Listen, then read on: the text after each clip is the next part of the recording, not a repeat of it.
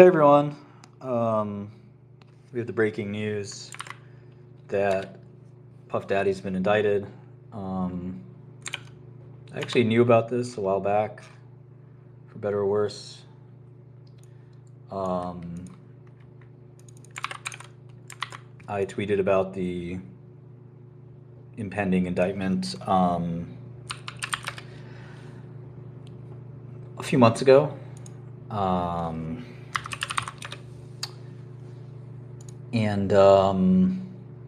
Yeah, I'm just pulling up the docket. But yeah, it's a really sad thing in some ways, not sad in others. I think the indictment's still sealed, but I'm looking forward if anybody's has it. Be curious. Should be U.S. versus Combs, but it's gonna read pretty bad. Just something to keep in mind. So Ben and Mark were my attorneys for my criminal prosecution. They're wonderful attorneys, probably the best money can buy. And in fact, Ben Brathman defended Sean Puffy Combs prior, the 97, I think it was the 97 or 99 Kit Kat Club shooting, famous case. Ben said that his chances of victory were close to zero, and he pulled out a victory nevertheless. He also had Johnny Cochran do one witness, which proved to be important, and they were able to secure a not guilty verdict. This is a federal indictment, which is materially worse than a state indictment, which is much easier to beat. Federal indictments are notoriously difficult to beat. Just ask me. Again, we know that they moved in on him tonight, which is a very, very bizarre thing to do. Typically, you will see indictments happen in the morning. Now, Diddy was aware of this indictment, as I mentioned earlier. This had been ongoing for some time. This was not a surprise to the people around this case. There had been many FBI subpoenas and raids and things like that, some of which y'all saw and some of which you didn't. And the kind of giveaway was once Ben got involved, it was a fait accompli. You know, you don't hire. I love Ben. It's like almost like a father figure to me. But if you're hanging around with Ben Brathman too much, it means you're in big trouble, unfortunately. And I think that is something that unfortunately has come to pass here. So we await the PDF, which I should have shortly. But it's a remarkable turn of events for Diddy, who has made a fortune, and then all of a sudden, for whatever reason, is now in hot water again. So he was maybe less wealthy when he was an up-and-coming sort of rap producer, impresario. And then all of a sudden, he becomes very, very wealthy, a billionaire even, and then finds himself now again in hot water. If anybody's questions, I'm happy to take them. But typically, the FBI comes at you at night. They don't do this, in the morning. About 6 a.m. is, in fact, the first time they're legally able to grab you. And so they were grabbing him at night is very odd. Not sure why.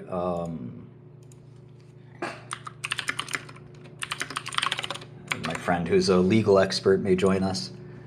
Almost always you do it in the morning, and typically you get to make post bail and actually get released the same day. This is a very odd thing to do to a defendant. I do have a friend of mine who's also a legal expert, more the way I am a legal expert.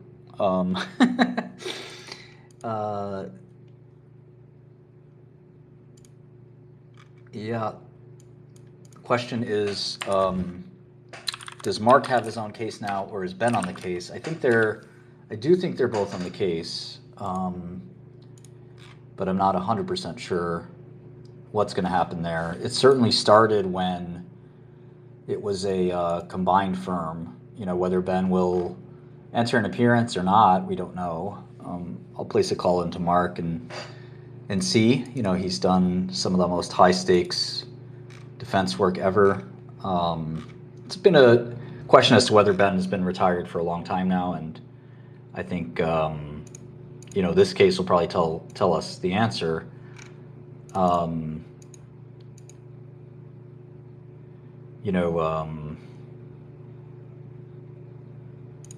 It's it's really, really unfortunate.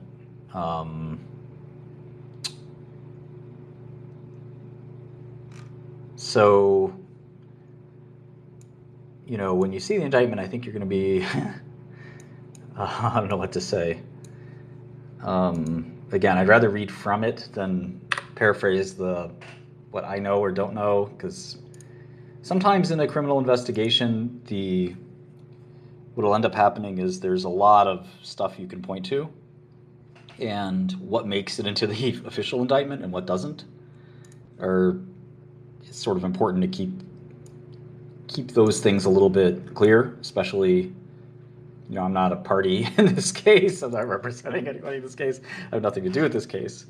But if there are things that make it into the first indictment or don't get superseded or whatever, there's a lot to this song and dance that a lot of people maybe don't know. Sometimes the feds will hold back a charge that they're not really sure, can really make it, or they'll hold back a charge that is really solid, and they'll just kind of wait to see how the defense plays their cards, and then they might drop another case. There should be an indictment out on Pacer at some point soon. We'll bring that to you live. But again, I do think it was very odd that they grabbed him in the middle of the night. It is probably something that is vindictive. I think that the fact that he presented himself for self-surrender, there are cases when the feds are coming, and you basically tell the prosecutor, look, why don't you just let my guy turn himself in? And a lot of prosecutors will say, I don't know what you're talking about. And you're sitting there saying, wait a second, you guys have sent 50 subpoenas, you've knocked on the doors of, 20 of my clients, friends, and family. You're obviously going to indict him. What's the plan here? And they'll say, we got nothing else to say to you. And then the FBI will come 12, 20 deep, whatever it is, knock down the door, whatever, and take you by force. And it's really an unfair thing, because my guess is we will see a Perp walk video leak at some point soon, and my guess is photographers are already en route, if they haven't been en route, downtown to, I don't know exactly where they're going to grab them and bring them. They could bring them to the Southern District or the Eastern District, and we're checking both courthouses for the docket. But I think that whether they bring him to Tillery Street, where I spent many an unpleasant moment, or downtown to where the MCC is, which is downtown Manhattan, closer to Pearl Street, either way,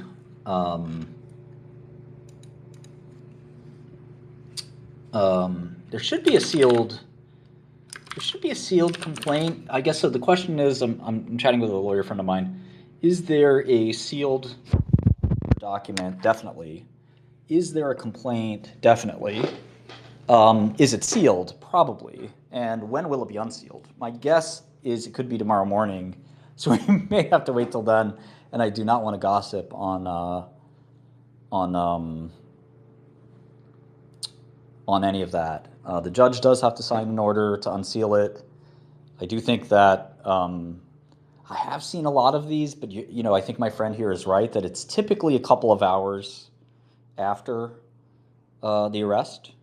So they'll probably do it first thing tomorrow.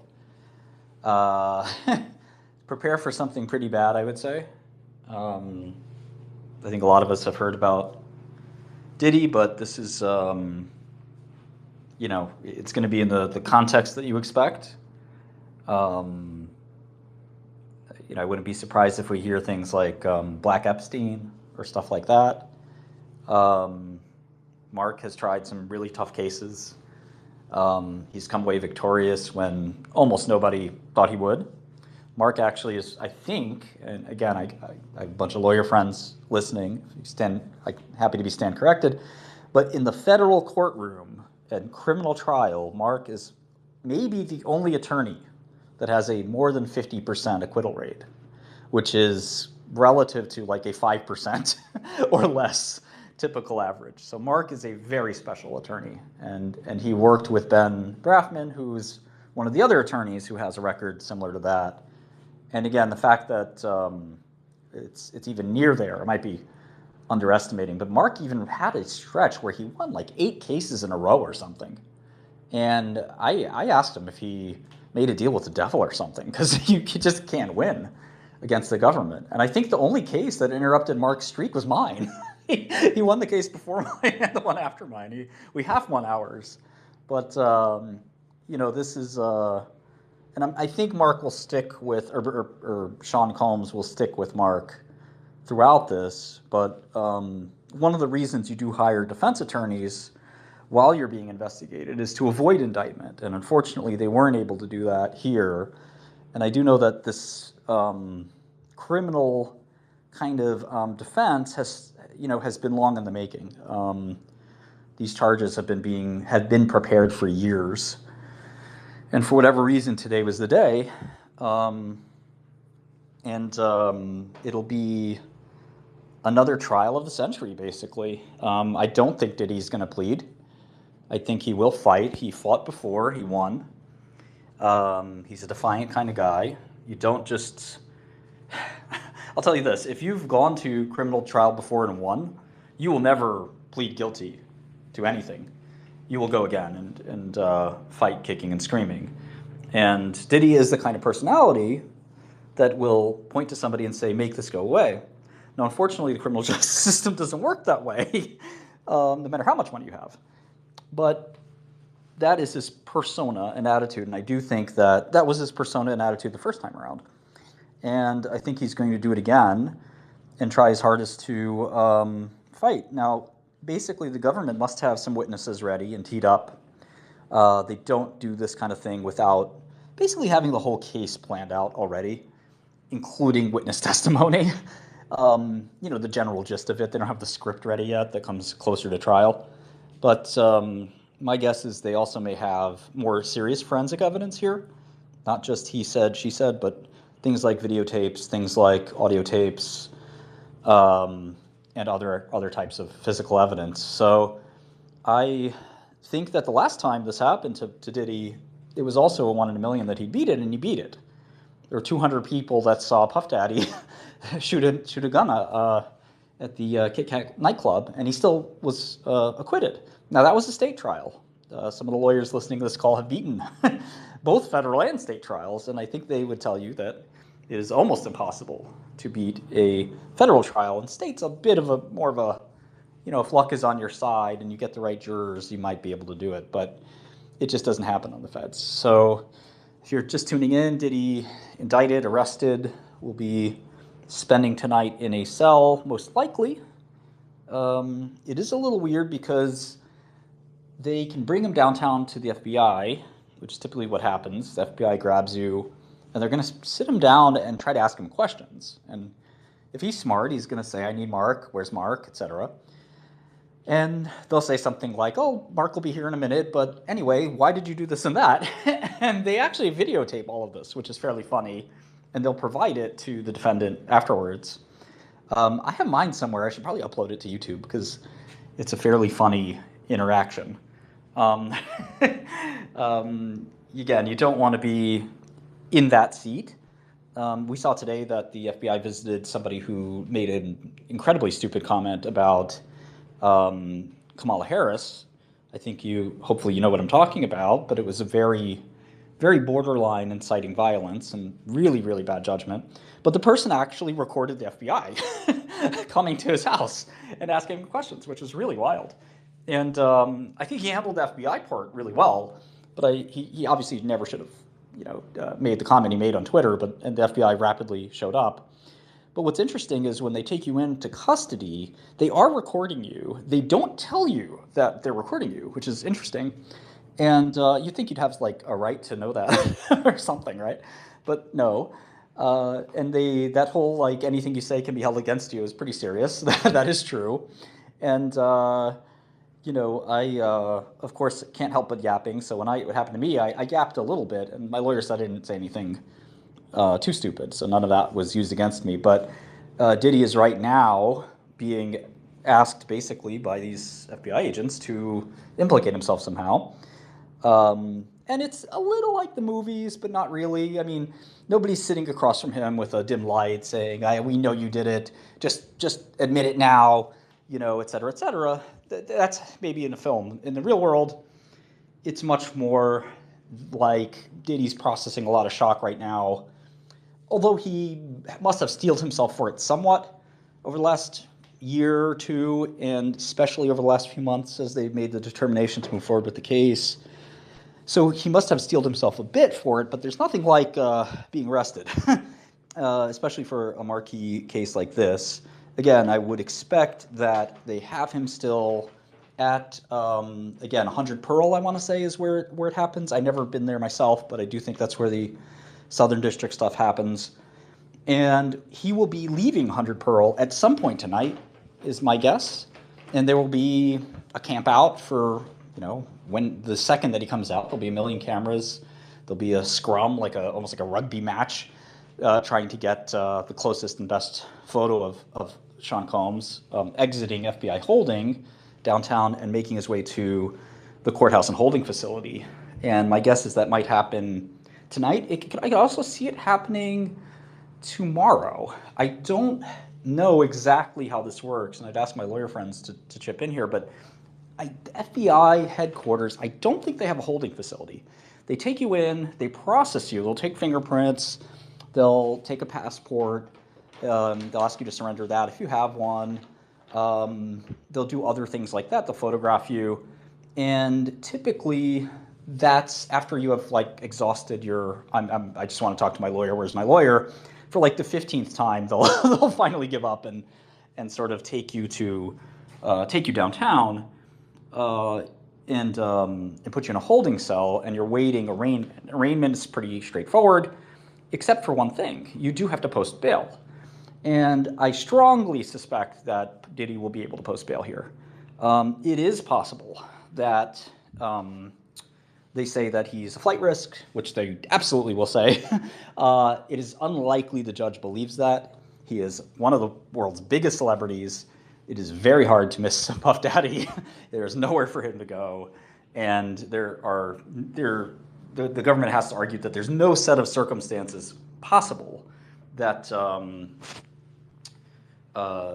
it's I'm just getting some more information here. Oh, yep, it is a Southern District case.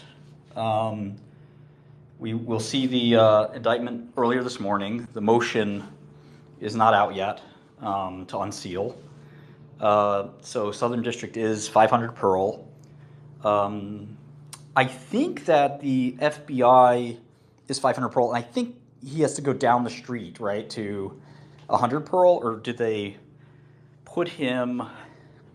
I don't think they're going to take him to MDC tonight. I think it's possible. It's possible they take him to MDC or MCC. There's no reason, basically from what I understand, the MDC-MCC distinction is fairly random. It's almost a coin flip, who has the space, etc.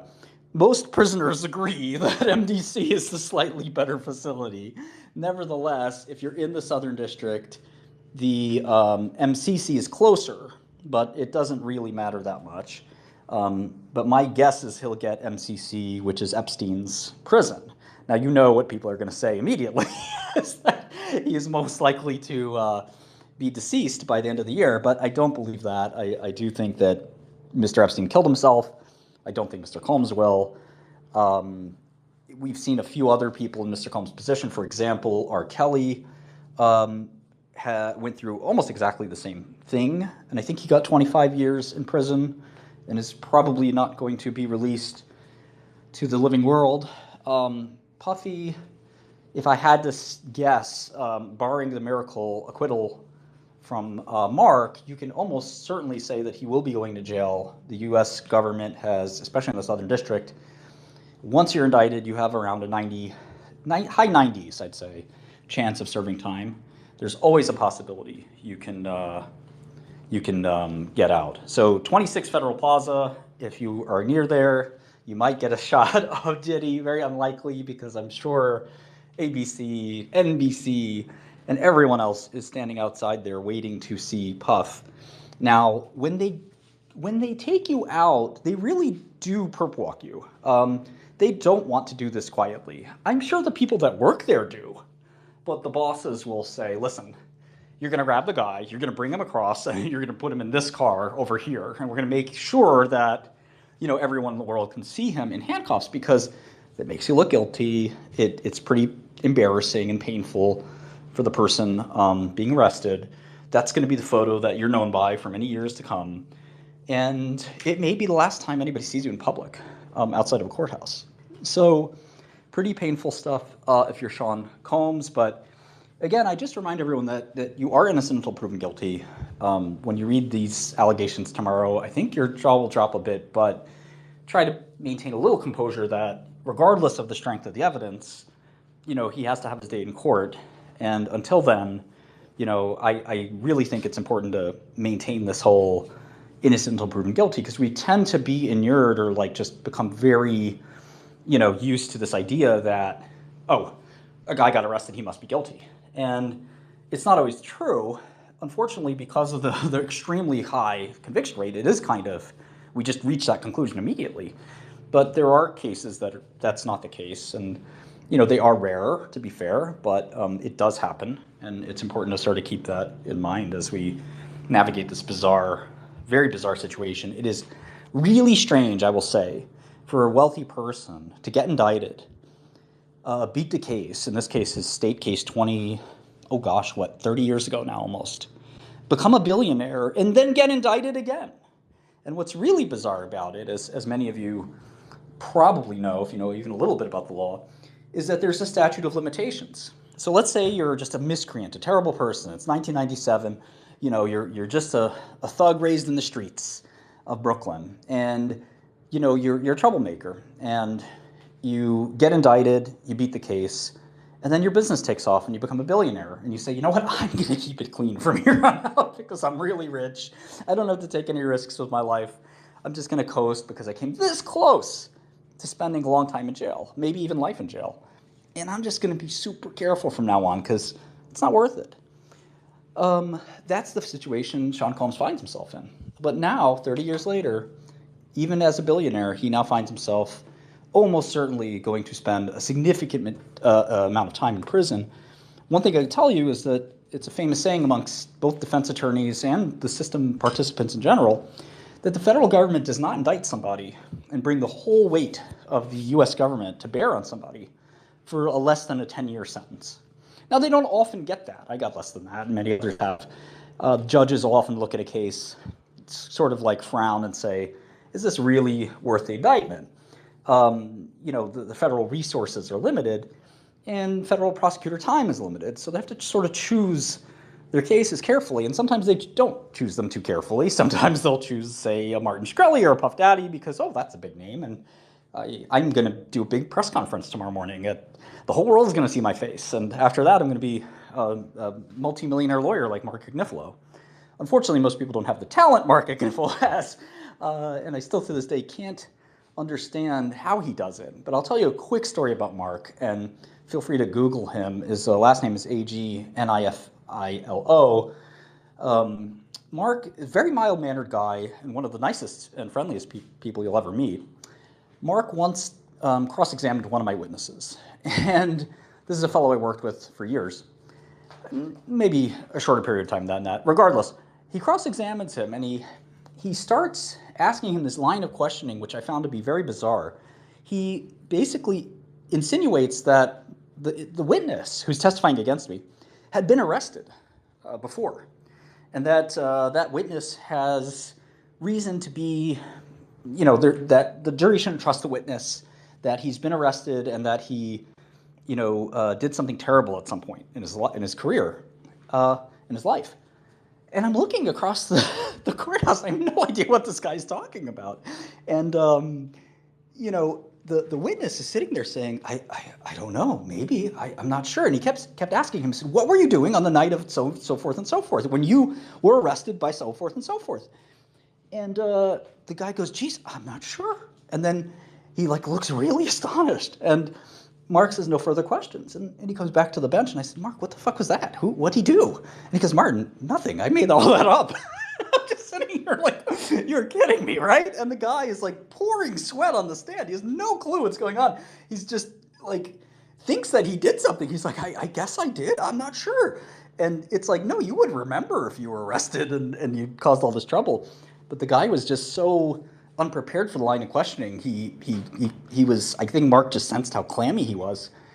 And it was a remarkable, out of his hat, just kind of, he was I was just making those questions up. I don't know. It seemed like he was nervous, so I kept pushing him. And so Mark's a really, really skilled attorney. When your life's on the line, you need somebody like that. You don't want somebody who's a pencil pusher, who's the Yale Law School grad, who has never tried a case, worked in big law his whole life, and has no idea what the machinations of the courthouse are, which are more akin to a comedy club crossed with a street fight.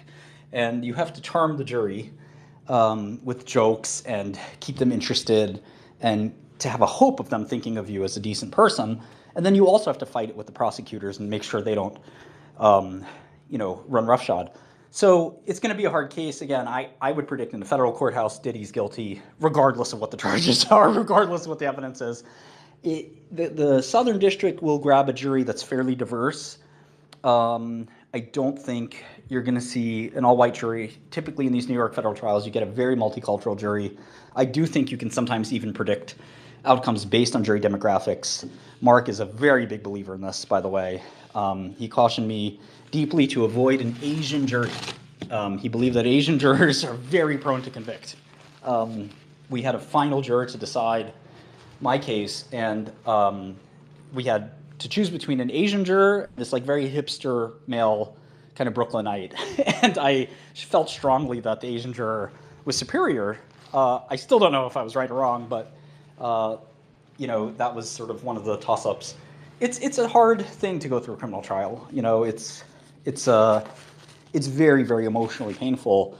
And again, for Diddy to become a billionaire, already have made his fortune, already have made worldwide fame, have everything he's ever wanted in life, and then still find himself on the other side of an indictment is, just a real frustrating thing for all of us who are looking at this and saying, why can't you just keep your nose clean? And I think what we'll sort of see here is a bit of, I would even argue, and I hate to say this, but mental illness, where you also found this with Epstein in some ways, but Epstein obviously a bit more of a nefarious character in terms of what was the guy doing in the first place, as an extortion artist or as a what exactly. Nobody's even sure to this day what he was or how he made his money or anything. But with respect to Diddy, I do think that whenever you have this kind of situation, there's often an interest in asking about the person's mental health and wondering, why would they do this after achieving the height of life's goals? And really, no one ever remembered the shooting from '97, which, even though he was acquitted, the stain of an arrest and a big court trial still weighs on you. And just like OJ, where everyone felt that Mr. Sampson did commit murder, the same thing applied to Combs's first indictment. Everyone felt that he, in fact, did have a gun that evening. They found a gun, and they found a trail. They had fingerprints. They had everything. But they still were able to get an acquittal. I don't think he's going to be so lucky this time. One thing I'd mention, and I would just keep this maybe a little orthogonal, is that the sex trafficking statute is something that has broadened, I'd say, over the years, and that this may or may not play heavily into this case. We'll see tomorrow, but I think that we'll sort of get a sense for whether this case resembles a famous case that recently was charged on somebody named Nygaard. Peter, I think his name is Peter Nygaard. He was a clothing magnate, and Nygaard. Let me get his. Let me get it all in front of me just so I have it. Nygaard was indicted. I want to say he was indicted about 5 or 6 years ago, and he got 11 years.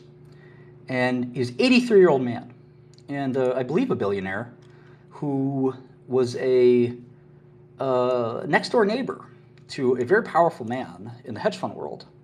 So powerful, I should probably just leave it at that. And this person basically got this vendetta going with Nygaard. And Nygaard, again, a very, very famous, very wealthy Canadian entrepreneur. And he's got this, basically shares a private island with this hedge fund mogul. And the hedge fund mogul and him get into a fight over nothing more than loud music, believe it or not. And this loud music was enough to cause basically World War III. And both of them started kind of going at each other very aggressively. The richer man won in this case. The hedge fund mogul hired investigative agents, which is something I've done as well in the past against those who would be foolish enough to become my enemy. And what those agents found out is that Nygaard was a bit of a perv, and that he, despite being 75 or 80, was a sexaholic in essence. And Nygaard would basically bring women to the island in question, and on the island, presumably he'd sleep with them, and he'd also had a private jet with a stripper pole in it. So this guy was a depraved kind of sexaholic, sort of a wild person. And the person that was his adversary picked up on this, and nobody knows what really happened, but it's strongly suspected in this community that he basically spoon-fed this data and this information to, an assistant U.S. attorney, who proceeded with an indictment, and he proceeded to be found guilty. After he was found guilty, he was sentenced to 11 years. And again, this is a man of extreme means who could afford the best attorneys, still found guilty, still sentenced to a monster sentence, despite being 83 years old. So, the definition of sex trafficking is not maybe what you would expect. It's changed quite a bit. Just to take a step back, and I'm no lawyer, but in essence, the federal government governs interstate commerce. So if a crime happens within the territories of a state, it becomes a state crime. Nevertheless, the federal government's very creative, and they can sort of take over any crime if they'd wish. For example, if forget me for a second, if my friend decided to stab and kill me right in my apartment with a kitchen knife, well, my friend would be charged with murder. The government could cleverly argue, now murder is not typically a feature in federal cases, but the government could cleverly argue that the knife was made in another state. And because the knife was made in another state, this is an instrument of interstate commerce, and therefore they have jurisdiction to take over the case, which is a wild idea, and you might be rolling your eyes, but it is how it's done. iPhones are almost always made out of state, and if a crime happens on an iPhone, virtually immediately it has now got federal jurisdiction. To get the actual jurisdiction of the location requires some nexus where the crime has to occur in that jurisdiction. For example, the Southern District of New York is New York City. Even if internet traffic goes through that jurisdiction, it counts. Very few cases get thrown out for lack of jurisdiction. It's almost never even challenged. So the federal government can indict in any place it chooses, any kind of locality of crime. So keep that in mind. But in general, you're supposed to be dealing with interstate. Now, in Nygaard's case, this was an interstate crime. He was bringing women to his secret island to sleep with them. And this absolutely, even if you're anti-government like I am, this falls under federal interstate mandate. And by doing that, it's okay to fly women out to sleep with you, or I'd be in jail 1,000 times over. I'm joking, of course. But it is not legal to pay them to do so. If you pay them to do so, that is, in essence, prostitution, but it's worse. It's actually sex trafficking, because you're trafficking a person for the purpose of sex. Now, that doesn't sound like the normal sex trafficking that we're used to, which is,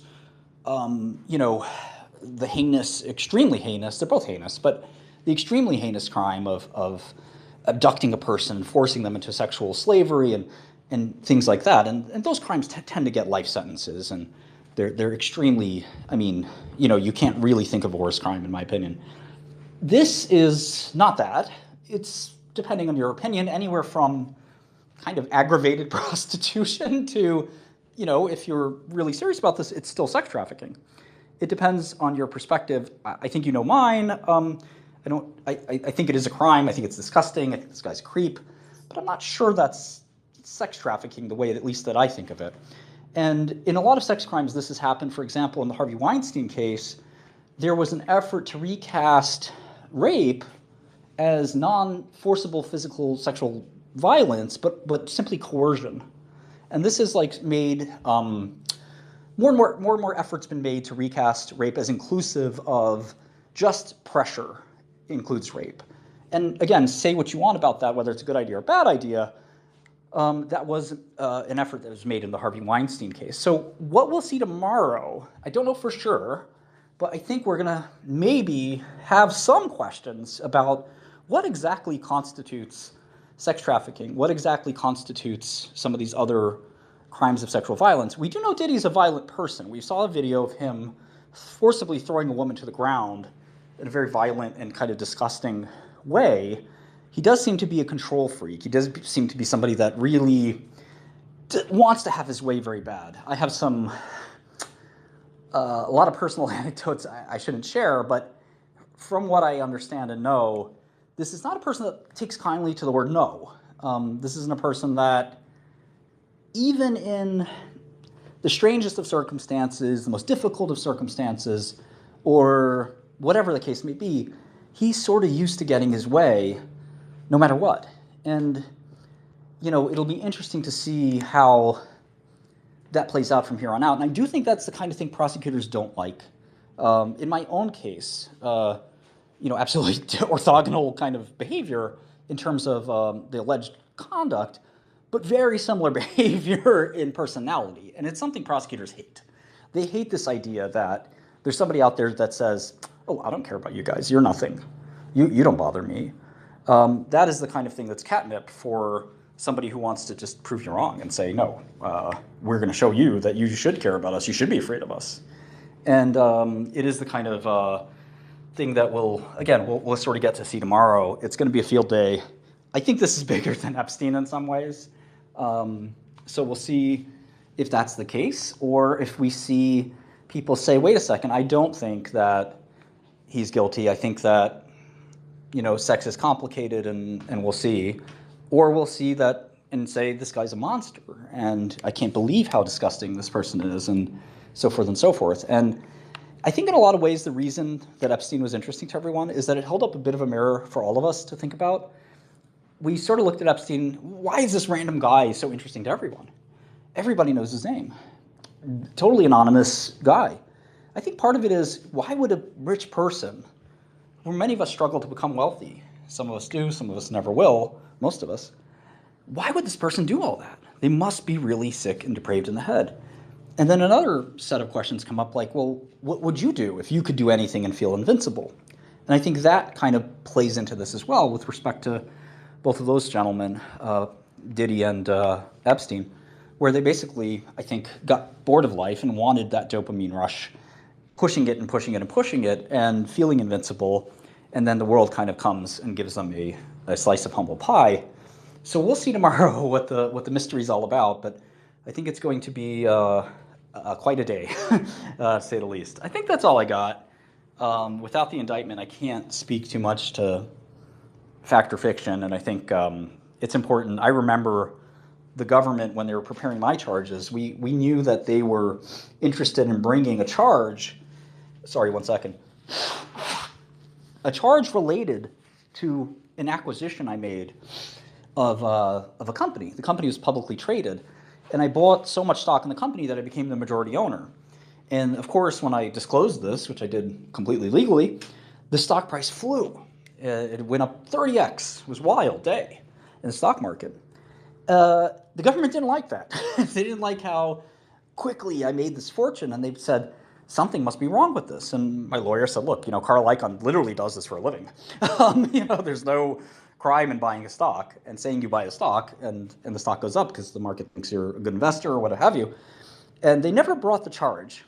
But the point is that we understood that they were contemplating it, and that, it's not smart to sort of talk about what's being contemplated. It's better to sort of, let's wait 8 hours and see.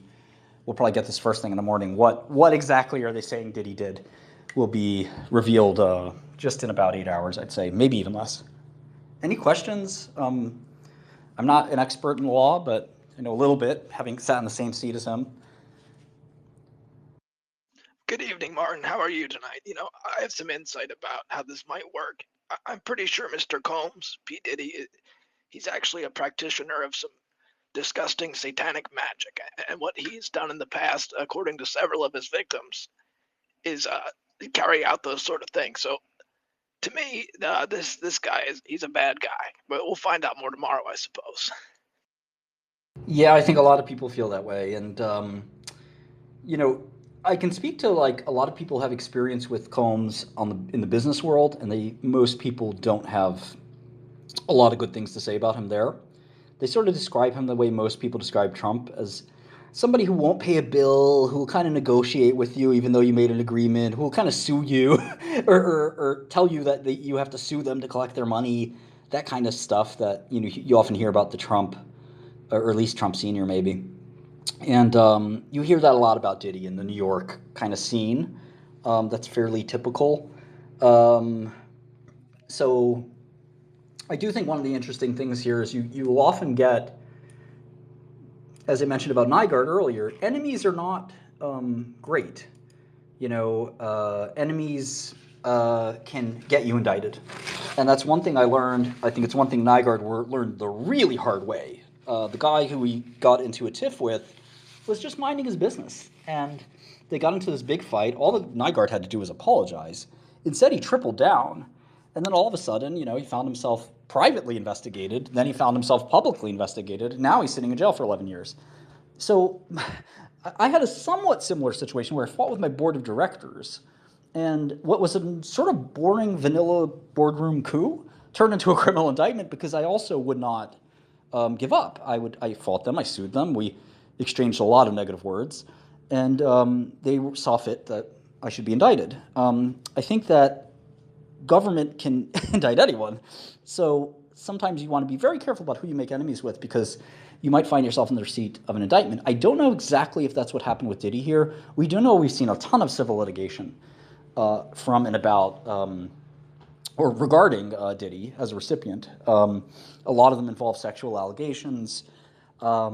We've seen, obviously, some FBI raids of his properties. One thing I'm going to add about my esteemed colleague is pointing out is why grab him at night.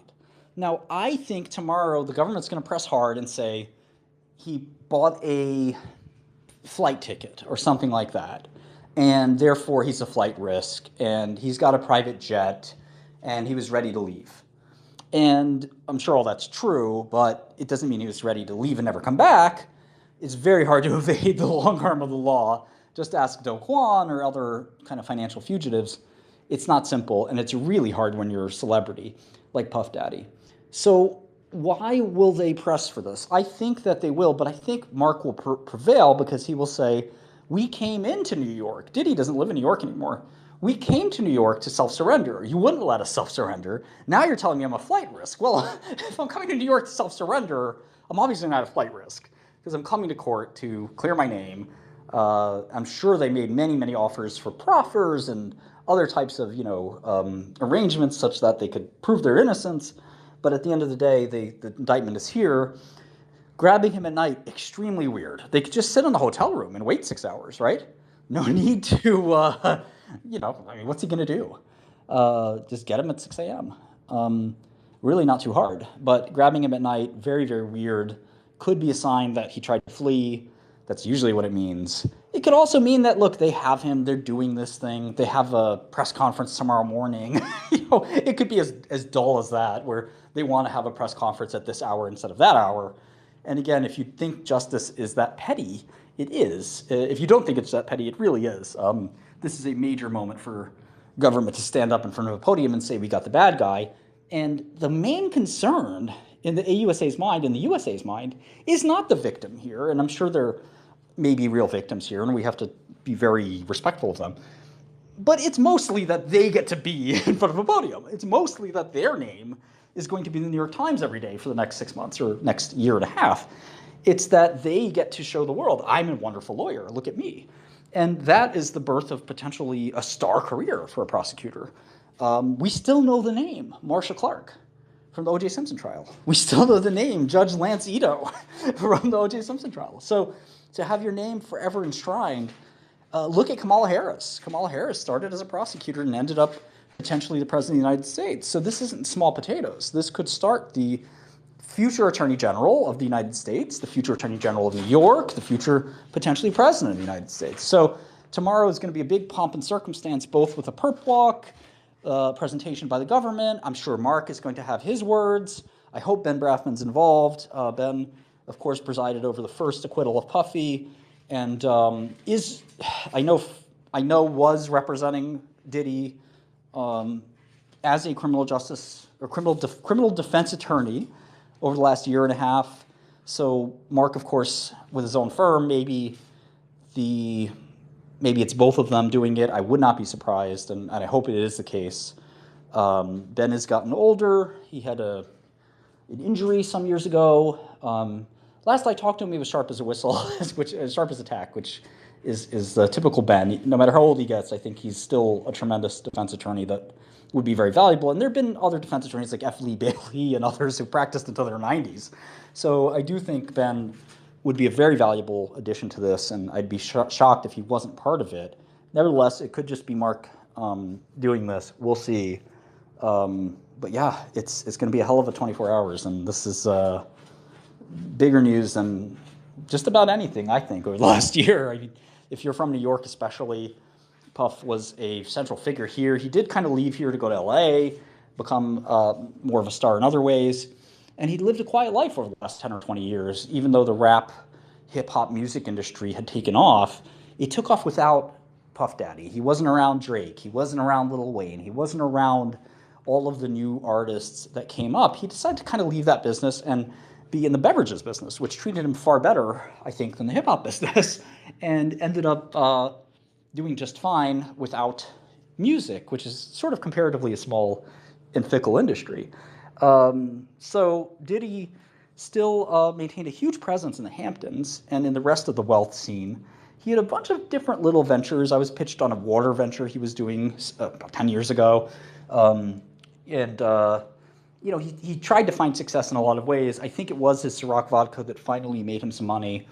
But a lot of questions surrounded his business practices from all the way back from the sort of Biggie Smalls days, including questions around the murder of Smalls and Tupac and so forth.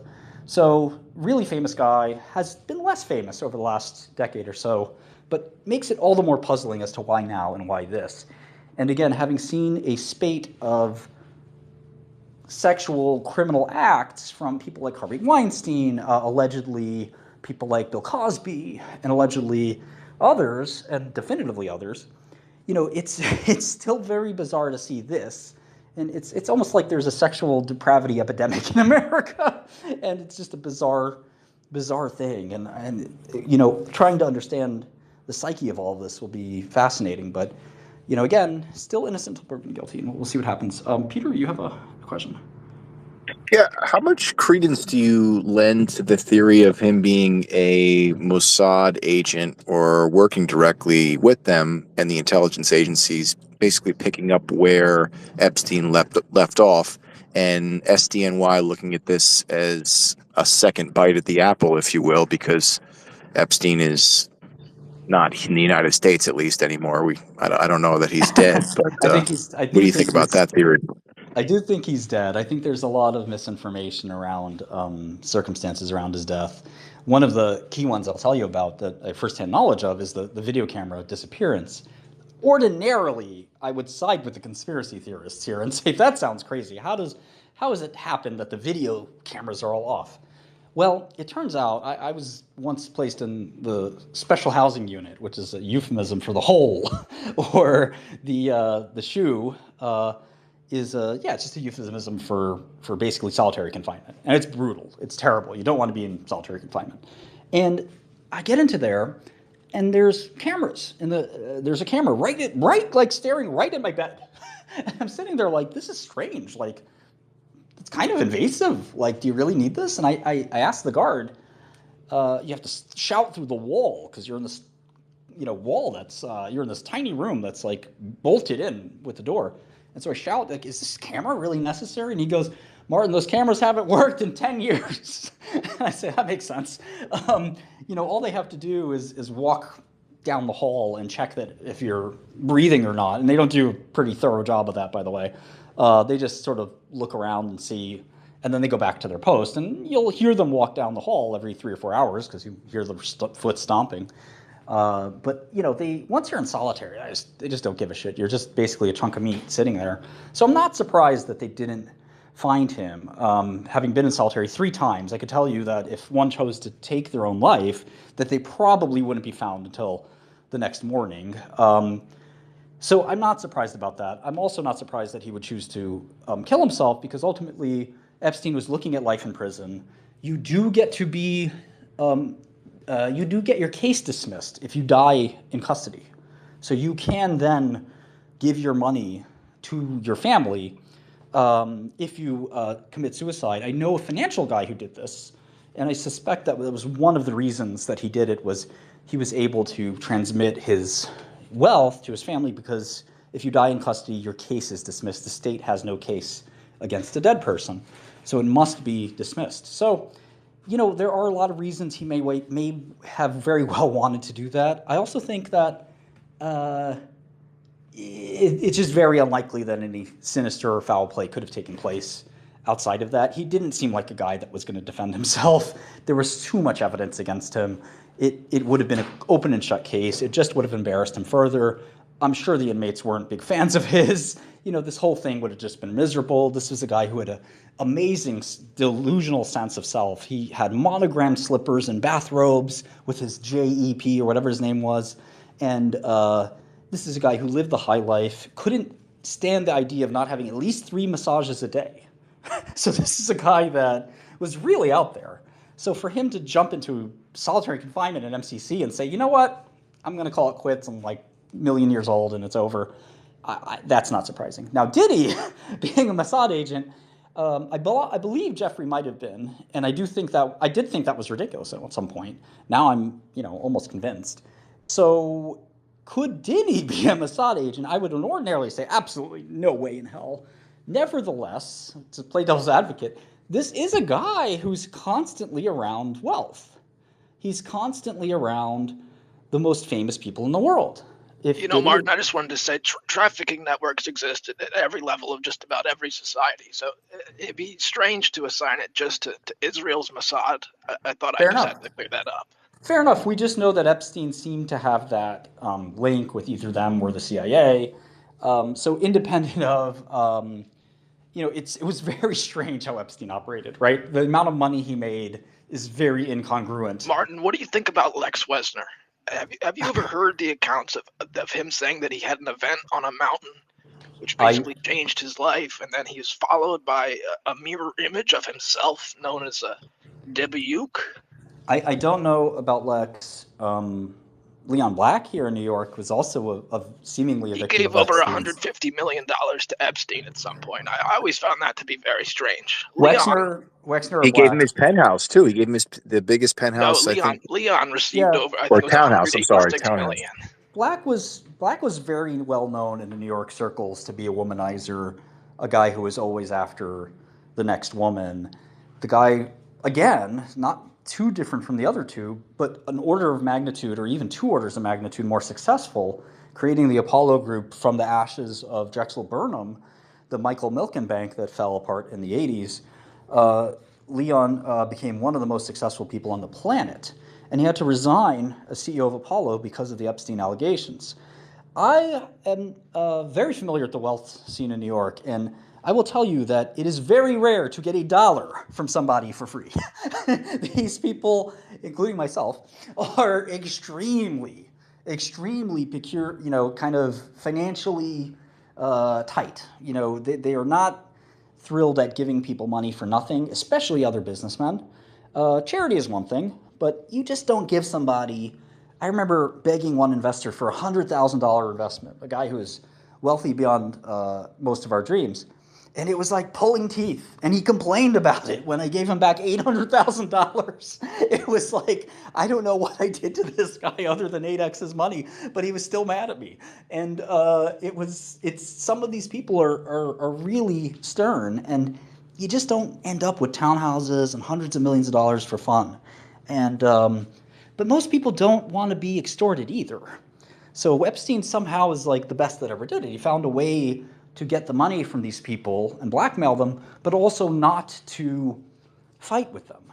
It was just so bizarre. The amount of gentle touch that would take to do it to multiple different people would be, I think you would have to have intelligence help, right? To accidentally bump into somebody at a Martin, certain did you ever event or think something. that the island was like a carrot that he would dangle? Like, is that I don't. part of how he did it? Like if you I get far enough here, we'll go to the island. I don't. I think that most people are not pedophiles. I think that very few people are attracted to, prepubescent or whatever underage people. Maybe Prince Andrew was an exception, but I've heard that he apparently arranges teddy bears on his bed a certain way, and if the housemate people don't clean it up properly and arrange the fucking teddy who bears. are you talking about? Prince Andrew. Well, the guy who doesn't sweat. Yeah. Regardless, I think that most people are not interested in what Epstein had going on there. And I think that, that was a him thing. That wasn't part of his shtick, I don't think. But nobody knows. That's the mystery about this guy, right? Nobody's a clue what really happened there. And independent of that, back to Diddy for a second, could I see somebody like that in a position where they could provide important information to people? Yeah, sure, right? The guy's around a lot of billionaires, a lot of wealthy people. He kind of knows what's happening with people before others do. But intelligence apparatus is also pretty good, and they don't necessarily need people like Diddy to get the same information. And mostly what we're trying to spy on is other countries and people in other countries, not so much people in our country.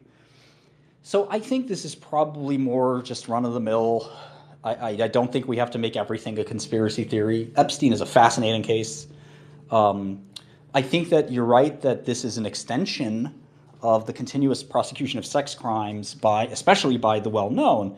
Nygaard is a name that very few people know, but I follow a lot of the main criminal justice cases, and this happened to intersect with some hedge fund thing, which is also my world. So Nygaard is just yet another one of these billionaires that seems to like sexual misconduct so much that they end up doing decades for it. It's hard to believe that that's, a good idea. But it is. Peter's son, his public statement was very compelling. In his defense? No, it was his son basically saying that his father was a monster. Oh, wow, really? That's terrible. Well, the trial will convince the jury to indict him, and convict him. But I didn't know that his son spoke out against him. That's a shame. To me, I do think he was a sexual deviant. I don't know to what extent you can indict somebody because they traffic somebody over state lines. I don't think he assaulted anyone, but I do think that the court proceedings said otherwise. So I think that that's the key here is where do you, and this is disgusting for me to even think about, but where can you draw the line between a perv who's very pervy, really wants to do stuff that's past what most of us want to do, both in terms of number of people that he wants to do it with, the conduct, etc.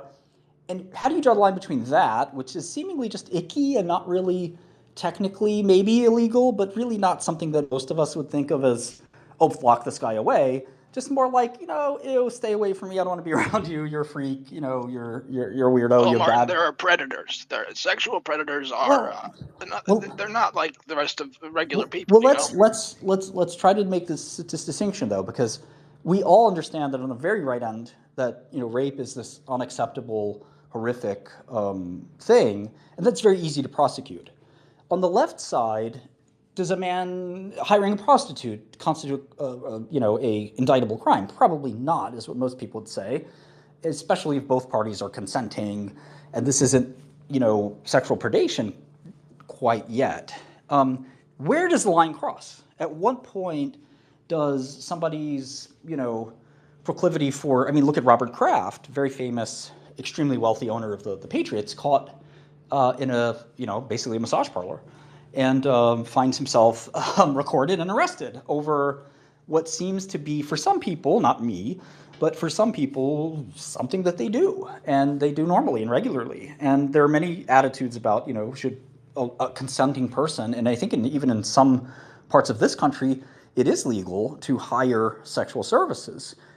When does it cross over into illegality? Is it just the interstate line? To me, that seems like a fictitious kind of distinction, right? Like, oh, well, all because we moved from Nevada to California, it would have been fine if we stayed in Nevada, but it's not fine. The FBI's all on my ass because we moved to California. That seems a little dumb. Now, predator is a different story. Is this somebody who physically coerced a person into sex? Is it somebody that did something like that? Perhaps, again, the Weinstein definition of you're going to have sex with me if you want this part, or you're going to come up to my hotel room if you want to talk about this part, and I might, be very suggestive or even somewhat, They're all predators, Martin. I don't think that the person who wants a happy ending at a massage is a sexual predator. Do you disagree? What about the people who benefit from it at the top of the chain of all the different massage That's a good parlors? point. That's actually a very good point. Sexual trafficking or profiteering in any format is it's evil. There's really no other way to put it. Now, again, I don't necessarily disagree with you, but I could easily see some of my more liberal friends say that's a puritanical view of the world, and that in the real world there are people who are happily consenting to this. They even are excited by it, and they want to do it. And if they can find somebody who's willing to do it with them, what's the problem? Again, my own personal opinion is kind of somewhere in between. It's not so close to yours, but it's not so close to some of the liberal friends I have. Yeah, I'm just affecting Robert Kennedy, but I'm kind of on the same page as you. It's somewhere in between. Like, not all of this is evil. Like a sex parlor thing like that, I don't like it personally, but it's not the same as a sexual predator. When I think of human trafficking or sex trafficking, I think of like people being brought in from another country on the premise of them being able to make all this money, and they're going to do these things to bring their family over, and then they're sold into slavery, right? Where they have to work here, their families are getting threatened. They're saying, we're going to kill everybody if you don't do this to work off this debt, and they can never work it off. That's what I think of. That's what I was getting at earlier, is that the definition has broadened. And that sounds like a monstrous thing to say, because we don't want to do any defending of sexual traffickers or sexual predators. But we also have to be realistic about euphemisms creeping into insanity. I don't think that you can make a federal sex trafficking charge about going to a masseuse parlor and saying, well, I paid the person on Venmo, and Venmo's central server is in Maryland. And because I was in New York and my money went to Maryland and then went to this person back in New York, I've crossed interstate commerce lines, and now I'm a federal sex trafficker because I had a hand job in a masseuse parlor for $20.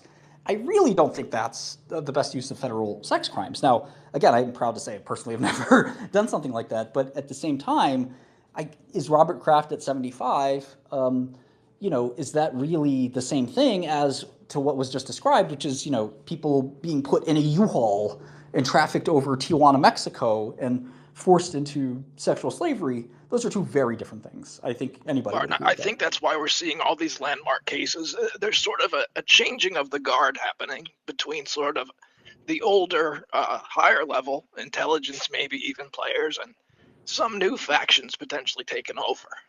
So I think not it that that's goes more putting a towards stop to it, but it goes more towards offense conduct coupled with the target. If the target is somebody who is prominent, where they could then build something off of it, have press conferences like you said earlier, and there's a sexy element to it, right? Where it's like, oh, or there's something salacious about it, coupled with, I don't know if you've seen some of the things that have come out in the civil case against Diddy, but that was, I think, the genesis for a lot of this, right? There's an investigator, a private investigator, or a journalist, investigative journalist on here, Ian Carroll. He goes by the name Cancel Coco. He did a whole breakdown of this, right? And how he's connected to all these different major players in the music industry, and even people that are, in the Middle East, right? And so that's where I think that it goes towards the Epstein plausibility of this being another operation that was being leveraged, and he, maybe didn't do what he was supposed to do, and that's why he got arrested now, right? They basically said, you have to fall on your sword, or we're going to also go after your children, right? Because there was stories as well that one of his sons could have been involved in some of these activities as well. So I think that could be something where he decided to, he's going to fall on the sword here. He's going to take the charges and go down. He's going to fight Well, them, right? But let me just break in here for a second. We do have some more information. Literally minutes ago, we don't have the indictment yet, but we do have a statement from Mark Agnifilo, my former attorney and the attorney for Mr. Combs, that there is likely to be a racketeering charge here, as well as a sex trafficking charge. So we were right on the money that this is what we're dealing with. We did not know that, or at least the public did not know that until moments ago. It is sex trafficking. Racketeering, Rico, which is the Corrupt Organizations, Racketeering and Influence and Corrupt Organizations Act, promulgated by no one other than New York's Rudy Giuliani, created mostly to indict the mafia for this sort of defense mechanism that criminal organizations will tend to set up, which is that the person at the top of the food chain, often called the Godfather, both in the Italian and now black mafias both use this term, the Godfather tends to be inculcated, or is that the right word? Insulated, really, not inculcated, insulated from the layers below him. And this insulation is done by simple things like, oh, how are you doing, Johnny? Johnny is maybe the head of drug trafficking for the organization, the drug trafficking organization. Johnny says, things are going great, boss. Did you take care of that thing? Yes, I did. The thing is done. There's no crime in any of this, right? But Johnny then maybe tells somebody on his team, say Mark, to, oh, go kill this guy or go traffic 100 kilos of heroin. And unfortunately, the feds, for a long time, had no way to prosecute the top of the food chain. They had to go after the bottom rungs and maybe hope that they could get them to flip and implicate the people above them. And getting to implicate the very top person was often extremely difficult. So the Rico Act was passed in order to sort of penetrate those upper echelons of criminal organizations. Now, having said that, the Rico Act has been more and more set adrift from that original mooring, which was that it was only really meant to go after these really tough to penetrate criminal orgs. Now Rico just means, and again, the better criminal defense lawyer out there that can get the answer to this. I'm not a criminal defense lawyer at all, other than having been through it and advising friends and family and things like that about it all. But Rico requires kind of this like predicate act. I'm going to butcher it, but let me read from just Google. The Rico Act requires 2 predicate offenses within 10-year period, and there has to be a criminal enterprise of some kind, and there has to be sort of this person that sort of directed it, if I'm not mistaken. So Rico has also become a civil thing, which is really wild. When I saw my first civil Rico lawsuit, I think they sued a popular hedge fund manager, not me, but somebody else under the Rico statute. It was really, really surprising. So Rico is intended to sort of be able to penetrate to the top of a crime or somebody ordering a crime, despite the fact that that they didn't necessarily participate. So the person who's being charged under Rico had to know the general nature of the conspiracy, that they kind of generally understood. In this case, it was likely that, oh, you're going to procure women for me. And that I agreed to do this. I wanted to participate into this. And I got you to do it. And I knew generally that's what we're doing. And my individual role as the perpetrator of the original perpetrator of the crime was sort of pushed outward to another perpetrator. This may mean you don't charge a RICO case for fun. Typically, this means that there is a co-conspirator, that the co-conspirator probably is flipped and is going to work with the government. That is very easy to do. Even the most loyal people will flip. There's a famous crime family, one of the 5 families in New York, called the Bonanno family. I have no ill will towards any Bonanno members, to make it clear, but it is well known that the very godfather of the Bonanno family flipped on the family, which is, Joe Messina. Yep. That's correct. And again, I'm too close for comfort to this whole thing to go into it in too much detail. But the point is that, it was astonishing. And this has happened in some of the New York City black gangs as well. There's a well-known gang called YG. And in YG, the head of YG decided to tell the government about everything. And you generally think of a stool pigeon or a snitch or an informant or a cooperating witness or whatever you want to call them. You generally think of them as the low man on the totem pole. And they say, I don't want to go to jail. I don't care about, this stupid criminal enterprise. I'm going to tell all about it.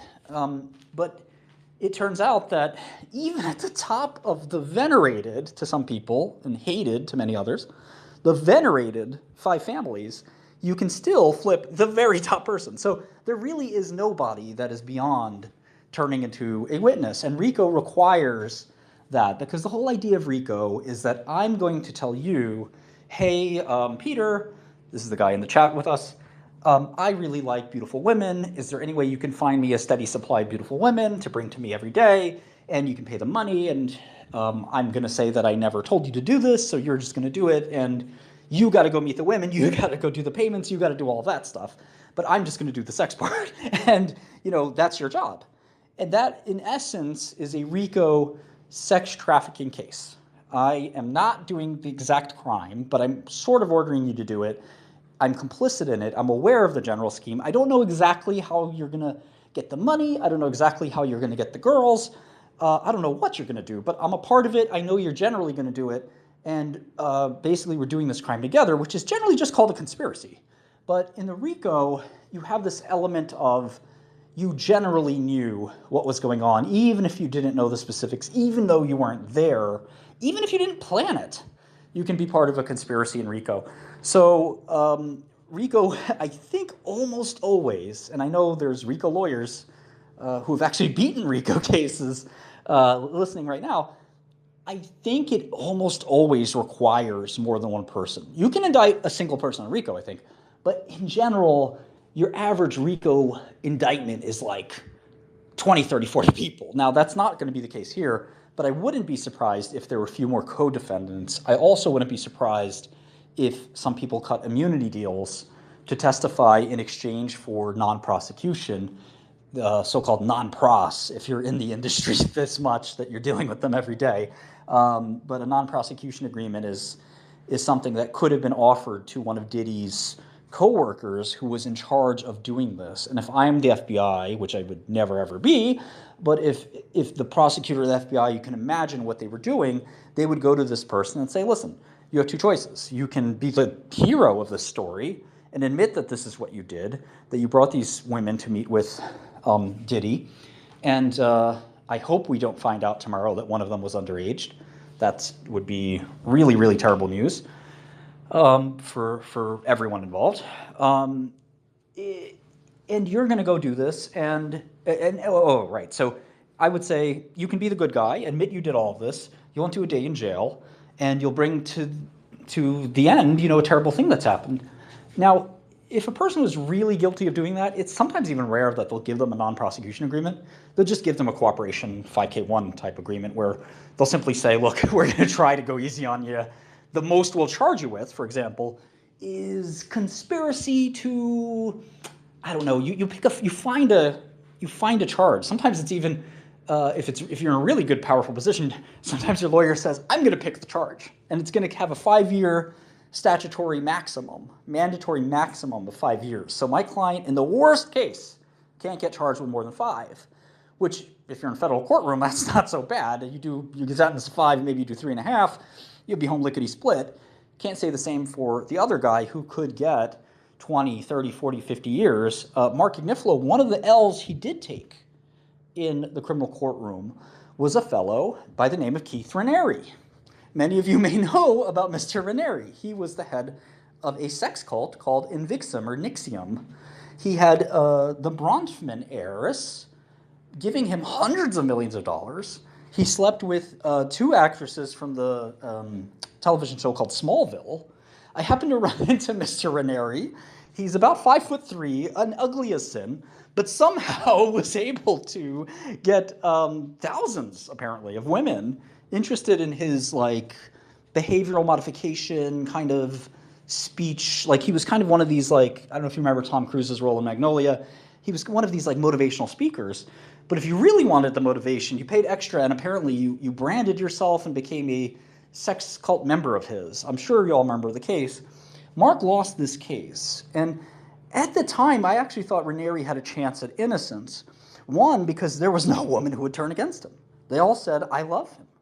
I willfully did all this. I'm a consenting adult. Yeah, it's weird to brand yourself, but this is what we did, and we stand by it.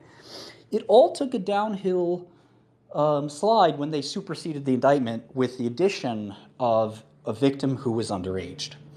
They lost the case, and Keith got 120 years or 90 years, something to that extent. So he's in federal prison for a very long time. He's not a young guy. He'll die in prison, and a really, really big sentence. So another one of now what we've probably discussed at least half a dozen, maybe up to a dozen cases of sexual misconduct by relatively wealthy or high-status people. So Diddy tomorrow will get all the salacious details in this indictment. Will we know if there are cooperators? Will we know if there are co-defendants? Will we know if there was an attempt to flee, which is why they grabbed him in a very unusual thing. They almost always grab you in the morning. What difference could possibly 10 hours possibly make that they would have to grab him now? Was he ready to go to Teterboro Airport, where most of us have private jets? Once he's in Teterboro, where can you really go if you're Puff Daddy to flee?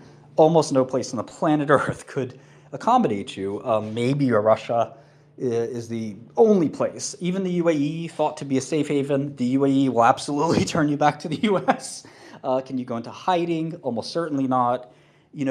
For Diddy, I can't imagine he attempted to flee, so why bust him at 10 p.m. or 8 p.m.? Nobody knows. Will we see Perp Walk video tonight? We'll definitely see it tomorrow morning. Will he be released on bond? I am betting yes. Maybe we'll get a poly market up and going.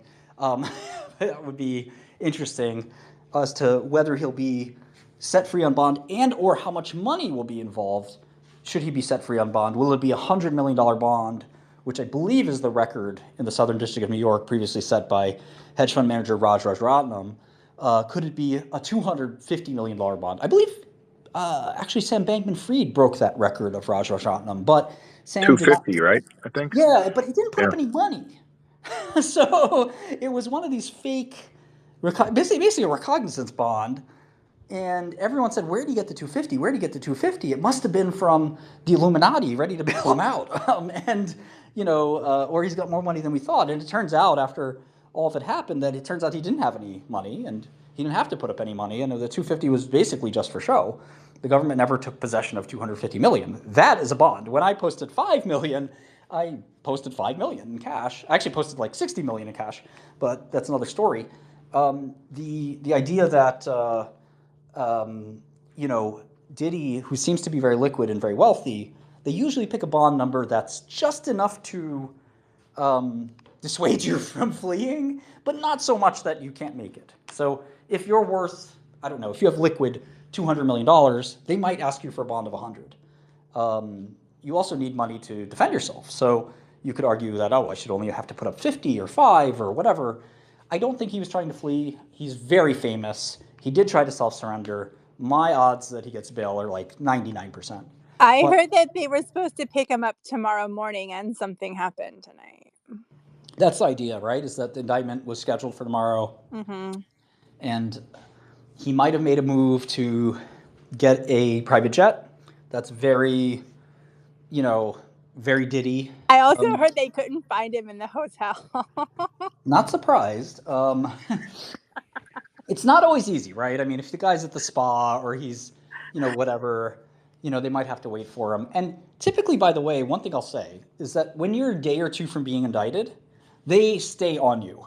So like the FBI agent, the SAC, special agent in charge, he knows that he's been working on this for maybe 2 or 3 years, traveling around the world, gathering evidence, talking to people.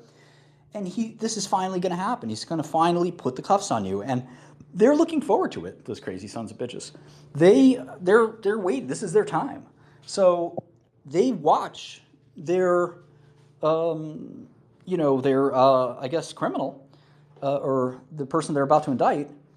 They watch them in that 24 to 48 hours. They're aware that where you are. They're aware you're at home. They're aware you're in a hotel. They don't. They're not clueless. In fact, I was in San Diego visiting a friend who may be listening, and they knew that I was in San Diego. They knew when I was going to return. They knew that the evening in question, I was out with my friends, my coworkers at a bar, and I was safe and sound asleep at like 11 p.m., and that they knew that at 6 a.m. they could come grab me. I don't know what happened here with the Diddy thing. It could have involved that he was with his children. It could have involved, again, the Teterboro idea. Or they just lost track of him in the hotel and they freaked out. That is totally possible, right? I mean, you know, he could have, they could have said, where is he? You know, and they asked the hotel guy, the manager, you know, we're looking for Diddy. Where is he? We haven't seen him in a day. Okay, well, that's not good, you know. And again, I don't think Diddy's stupid enough to flee. Mark is a great attorney. For him to flee would have been a bad idea. Mark and Ben had a client who did flee and was able to stay hidden in no place other than Namibia. That's a terrible place to Well, that's the thing. It's the only kind of place you can actually go. And this guy was an Orthodox Jew, as Ben is, and he did options backdating, which is no longer considered a crime. He was the CEO of a company called Converse, which made voicemail technology. This is a blast from the dot-com past, if anybody remembers it. And the guy was found guilty of backdating stock options, which is now common practice and no longer indictable. And basically went on the lam. He was found guilty, or pled, I don't remember, but he went on the lam. He spent time in Israel, which is kind of where he was from, but he also spent time in Namibia and South Africa. And this was a nobody. Nobody knew what this guy looked like, cared about him, etc. And the government didn't try too hard to find him, I don't think, either. Puff Daddy has no chance of fleeing. Do you think? I also heard that it was Homeland Security that scooped him up and not the FBI. Yeah, which is more intriguing to me because they go after like international money laundering, where there's an element of both and either or sex trafficking, drug trafficking, you know, all the things that were in that civil complaint against him. I think this is much bigger than, you know, anybody thinks. I don't think so. No, well, I wouldn't read it. I wouldn't read into it just yet. I mean, do you think that it's going to be as chaotic as the Young Thug trial? Because no, guy should just. I mean, they just need to let him go at this point. No, as you know, state court is insane, right? State court is a circus. You know, this is going to be Southern District. Who will he get as a judge? Will maybe be revealed tomorrow. If he gets Rakoff, Rakoff is the guy you want. Jed Rakoff, the nicest guy in that building. Judge Forrest is gone, so he's very lucky about that. Forrest sentenced Russell Brook to 2 life sentences and often sentenced black men to extremely large sentences. He's very happy that Judge Forrest has quote-unquote retired. But there are other meanies in the House. One judge I don't have any fondness for example, Judge Denise Cote would not give him a good sentence, probably would give him 25 or more, depending on the circumstance, without blinking. There are some other people like Judge Ramos, who I think is more fair. So it'll Judge Valerie Capone in the House as well, very fair. So we'll see if he gets an old curmudgeon or a younger progressive. It's very important. This could be the difference between a dismissed case, which is, again, 1 in a million. Don't hold your breath. But also possibly a 3-year sentence, a 5-year sentence, which you can do. Diddy would sail through that, no problem. Or a 10, 20, 30-year sentence, which I don't think he'd sail through with no problem. Mark is a tremendous attorney at getting his client to calm down about the fears of prison. Mark explained to me within months of me hiring him that, Martin, if you get to a camp and you do 3 years, you're going to be fine. And I said, I don't know, man. You don't know my life. I'm a creature of the internet. I need a computer. He said, Martin, you're going to have a computer in there. I said, what?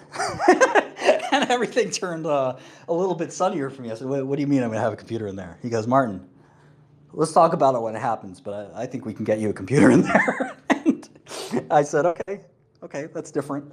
That changes the game a little. And Sam Bankman's biggest fear was the same. Sam Bankman confided to me before he went to trial that his biggest fear by far was not having internet access.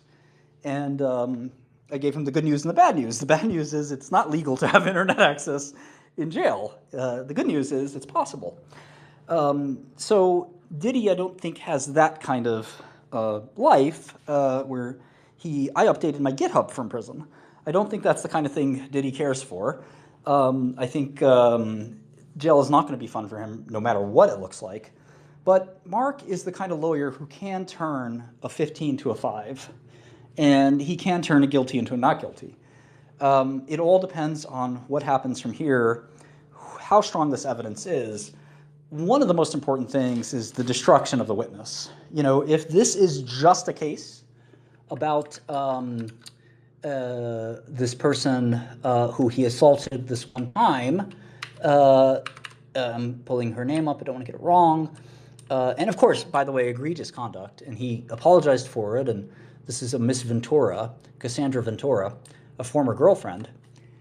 If this case is about that, which I don't think it is, this is the kind of thing that Mark may be able to destroy the credibility of Miss Ventura and explain that she was a liar and this happened and this and that. It's possible. This case isn't about Miss Ventura. This case is likely about other women. And if there are 3 women, I've seen Mark and his team work miracles. For example, they represented a man named Dominique Strauss-Kahn, who is a French aristocrat. Dominique Strauss-Kahn was very famous in France. They brought him to the U.S., where he was less famous, but nevertheless they had to close the block down. There were so many people protesting and angry about Dominique Strauss-Kahn, or DSK. Again, think old French aristocrat, married to the Barbara Walters of France, basically, and many people felt would become the president of France. So he gets indicted, and basically there's some accusation that he raped a hotel maid. This case was by the way, that was a state case. The case was dismissed. It was a 1 in a million. How does a case get dismissed? You don't indict somebody and say, oh, never mind, that was my mistake. You might go to trial and lose, but you don't throw the indictment out. And Ben and Mark and Andrea, their tremendous colleague, were able to discover that the woman who accused Dominique Strauss-Kahn of rape was in fact planning the whole thing. And they even got a tape of this planning, and her and 2 co-conspirators were basically attempting to bribe, blackmail, and do the rest to DSK. And it could have even been an intelligence operation, who knows? But the case was thrown out. There was some controversy here because Mark's wife also happened to work. Really? Oops, sorry, I didn't know what I did. There was also some controversy because Mark's wife happened to be in the New York District Attorney's office. So she worked in the New York DA, which a lot of people thought was a conflict of interest. That's the kind of conflict of interest you'll have to have as a client. But they found a way to dismiss the indictment unprecedented. And so if you're Mark, you've done this before. And you just hope the list of women, again, this is going to sound dirty, but I'm really putting my defense lawyer hat on, not passing judgment on any person or weighing the evidence in any way.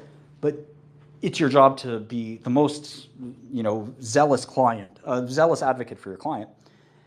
And if you're Mark, your job is to basically look into the 1 woman, 2 women, 3 women. It must be more than that, I would guess, who are going to confront their, under the Constitution, you have the right to confront your accuser.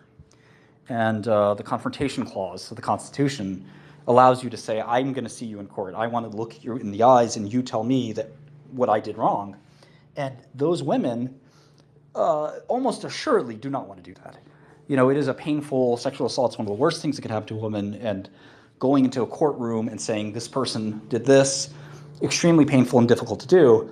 And if you're Mark and you have the job of trying to find out, did this person lie ever on a job application? Did this person ever do something wrong ever in their life?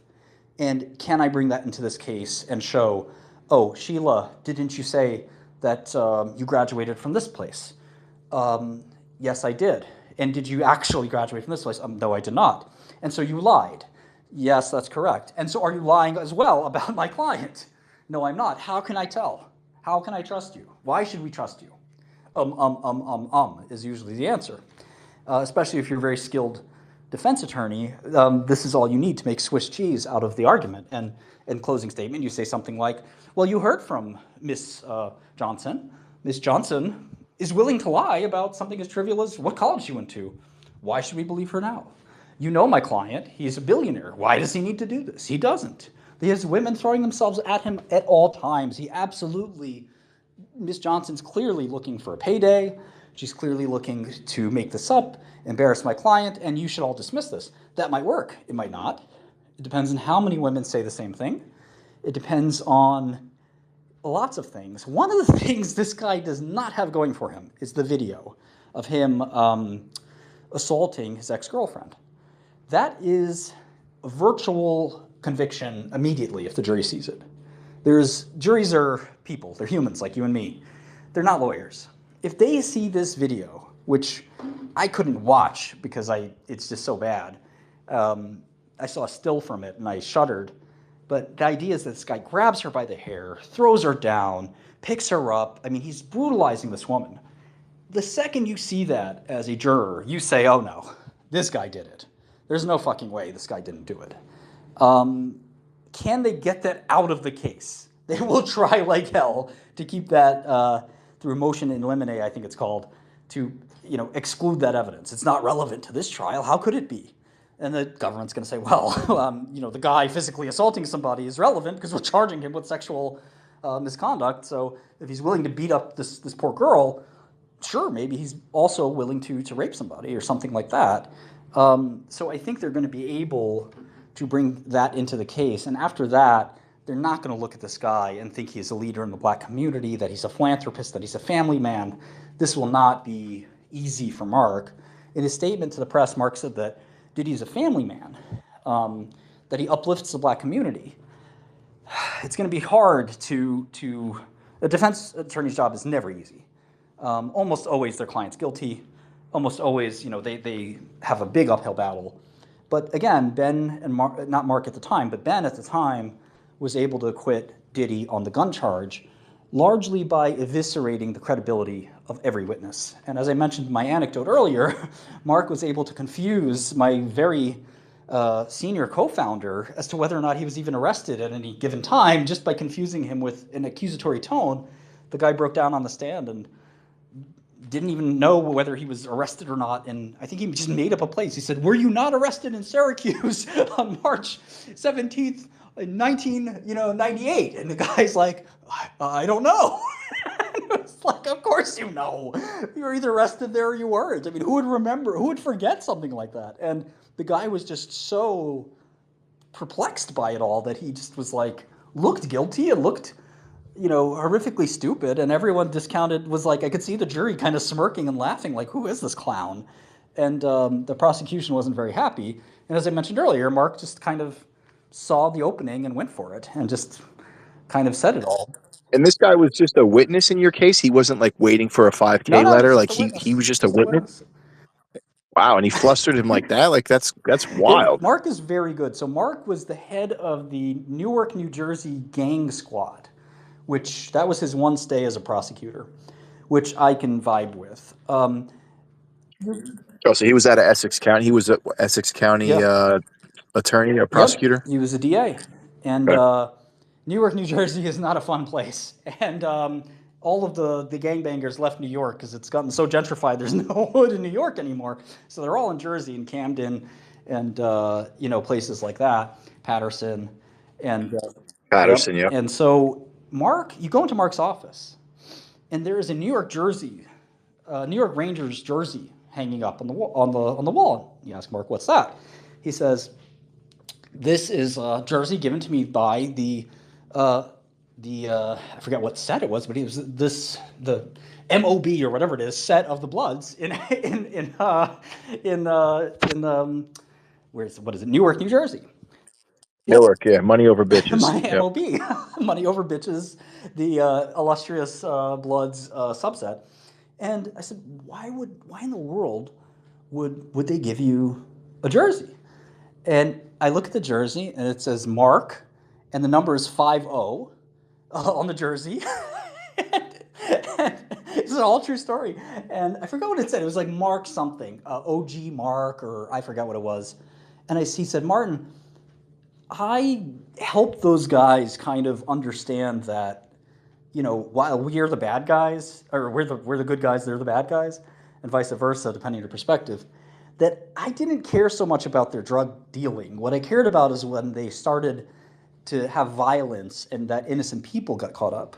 And I basically told them, deal all the drugs you want, but the second an innocent person gets hit, I am going to arrest every one of you. I'm going to take a school bus and put every one of your stupid asses in there. And I said, Mark, did you really talk to him like that? He said, Martin, I'd go walking down the streets of Newark, New Jersey, waving to these guys. Like, hey, what up? What up? Some random gang name. And they would just get to know each other like that. And he was like one of the more fair people. Whether you agree with this kind of police or not is up to you. But one of the craziest stories, I had my brother over in Mark's office, and I said, why don't you tell us the craziest story you got? Were you ever in trouble or at risk? And he said, yeah. He said, there was a Blood. I put like 30 or 40 of them in prison at this one point. And there was a Blood who was so mad at me that he put me on the menu. And I said, what does that mean? And he says, to put somebody on the menu means that you're basically food. Makes sense. And food means there's a price in your head, and if one of the younger Bloods wants to eat, you're the food. And if you die, if there's a price in your head and you die, you'll get paid. And Mark didn't like the sound of this, as you can imagine. And they heard about this from a jailhouse snitch who was listening in on this conversation. And, this person was named Massacre, or Mass for short. Now, Mass decided to put a hit out on Mark, who's a, district attorney. But, when you're a Blood and you're facing life in prison, you don't really give a shit. Mass ended up writing a book. Mass, I think, is home now, and he even wrote Mark a letter. Mark visited him in prison, and he said, I heard you have beef. And he said, hell yeah, I have beef. And they actually were able to talk it out. And it turns out that it was basically over another guy and a rival gang he either got killed or he killed his brother, but he didn't get booked or this or that, and they hashed it out. And now Massacre wrote his own book, which I'm sure you can read. I've seen it, actually. I've never read it myself. But Mark is a unique guy, and I'm glad that he's very well known in criminal defense circles, but this will be a pretty big national coming out party for him. And for his client's sake, I hope he wins. For his sake, I hope he wins because he's a great friend, and I love Mark to death. And Mark shaved maybe 10 years off my sentence, so I'm forever grateful to him. He's a wonderful family man. All he talks about is his daughters, who he loves very much, and he works so hard for his client. Now, I also hope that the crimes alleged didn't happen in that case, and I hope that all the ends of justice are met, whether it's punishing Mr. Combs if he did what the indictment says that he did, and also achieving solace for the victims if that's the case. So we'll see. It's going to be, justice is always tricky. You must balance the two things. If you just throw everybody accused of everything in prison for life, that's not justice. But if you let everybody go home no matter what without a trial, well, that's not justice either. It has to be somewhere in the middle. And judges have to do their best, and juries have to do their best. I don't think it's a particularly fair system, but it's a system we've got. And Puff, Puff has always been kind of one of these off-the-wall guys, and we can't judge somebody until we have all the evidence. But man, it's super surprising to see a billionaire mogul at 50-something get indicted, and it's also kind of not. And that's a sad thing, I think. I wonder if Mark worked with a guy. He's probably the most famous defense attorney that came out of Newark. This guy, Paul Berggren. He was a Essex County prosecutor. He switched sides and became a defense attorney, and then he went really rogue and started selling 100-kilogram cocaine amounts from his office and having federal witnesses and other witnesses against clients that he had killed. Pretty wild. Yeah, his name was Paul Berggren. And it's crazy because you do sometimes get that. Ben told me lots of funny stories about drug dealers trying to pay with drugs. Like, I'll literally give you 10 kilos, Ben. Ben is an old short Jewish guy. You imagine him saying, "Let me see those keys. bring those keys here. Hold on. It's good stuff." No, I don't think. And then Ben told me once about a woman who's willing to pay for her husband's legal fees in a very special way. Ben also declined that offer. But I think that sometimes criminal defense work in general is just insane. It's the worst kind of law to get into. Nobody wants to be a criminal defense attorney. Your clients can never pay their bills. The state won't let you out of the case. If you agree to represent somebody, you're in there until the end. You have to almost be like a civil servant. Like, they're almost the real civil servants versus the prosecutors.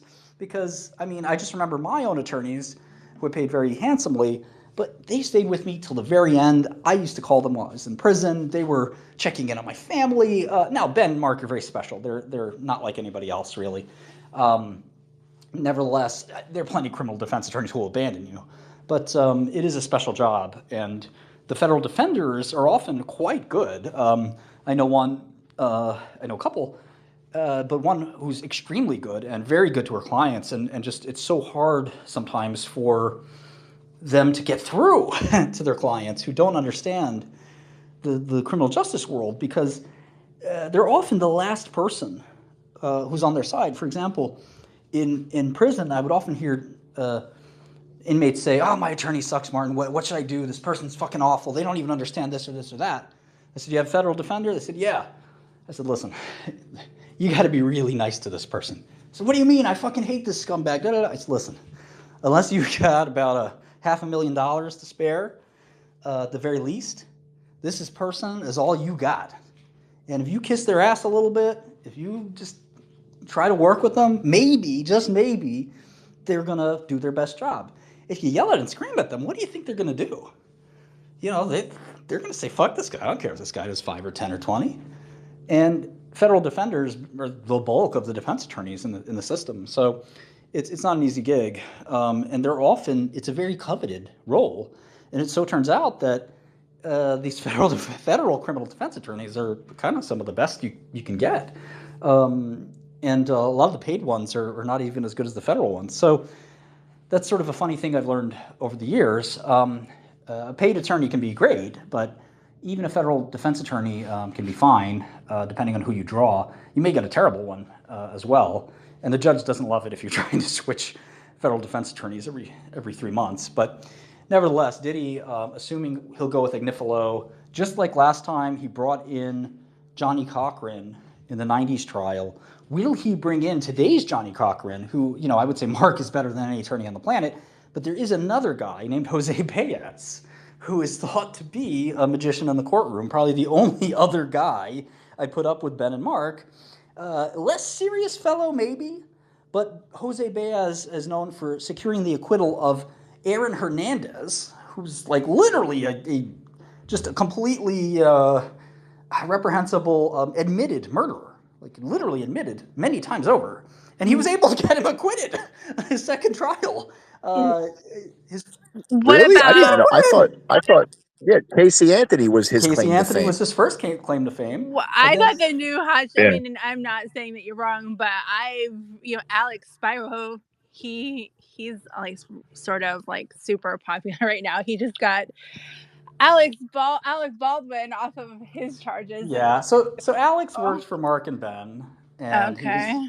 he was their little grunt. And Alex's head got really big, and then he went to Quinn Emanuel. Yeah. He went to Quinn. Elon hired him. Right. Then Elon fired him. I probably shouldn't say. And then I can see that. Yeah, listen, Alex thinks he is God's gift to everything, including women. Look, I'm aware. He's a good attorney, but he's a great attorney. But I don't put him in Jose Baez territory yet. Okay. I'm sure he does. I mean, that's fair. Alec Baldwin, shooting a gun off at the Hollywood set is not the hardest case in the world, but like not a Rico case.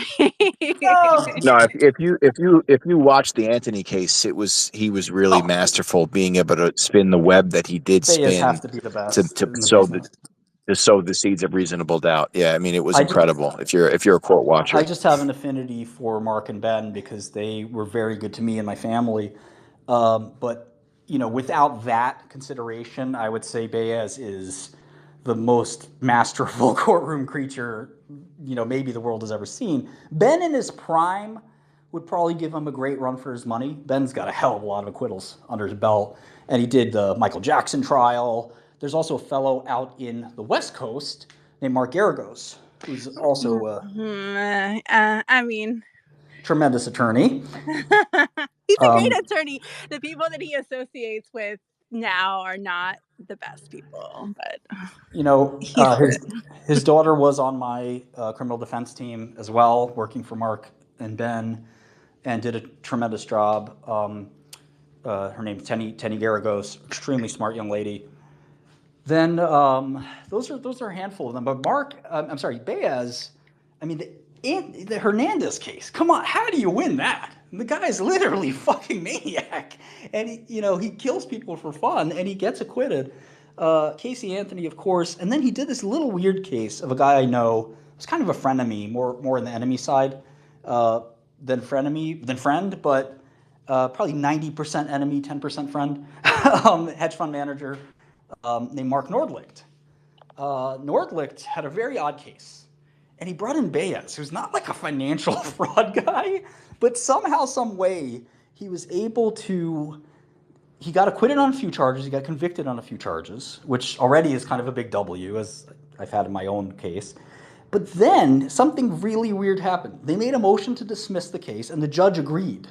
The judge said, this case is all bullshit. I'm throwing it out. Government appeals. In the circuit, the court says, the appeals court says, you're wrong. We're remanding back to judge for, a new trial or something like that. And the judge is basically, look, no matter what happens, I'm basically, even if you're forcing me to convict this guy, I'm not going to sentence him to jail time. And I think he's getting sentenced. This case is dragged for like 7 or 8 years. What's interesting about Nordlicht is not only did I have financial dealings with him, I was short his biggest investment, and I caused its incredible demise.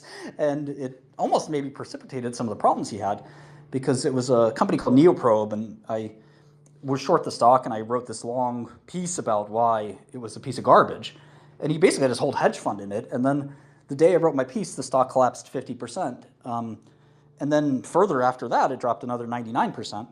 But Nordlicht had all his money in this thing, so it was a big problem. So we tangled in that department. It was his fault. He put all his money in the damn stock, not mine. But the same prosecutor who prosecuted me prosecuted Mark. So Mark goes and hires, whose real name is Meyer Nordlicht. He's also Orthodox.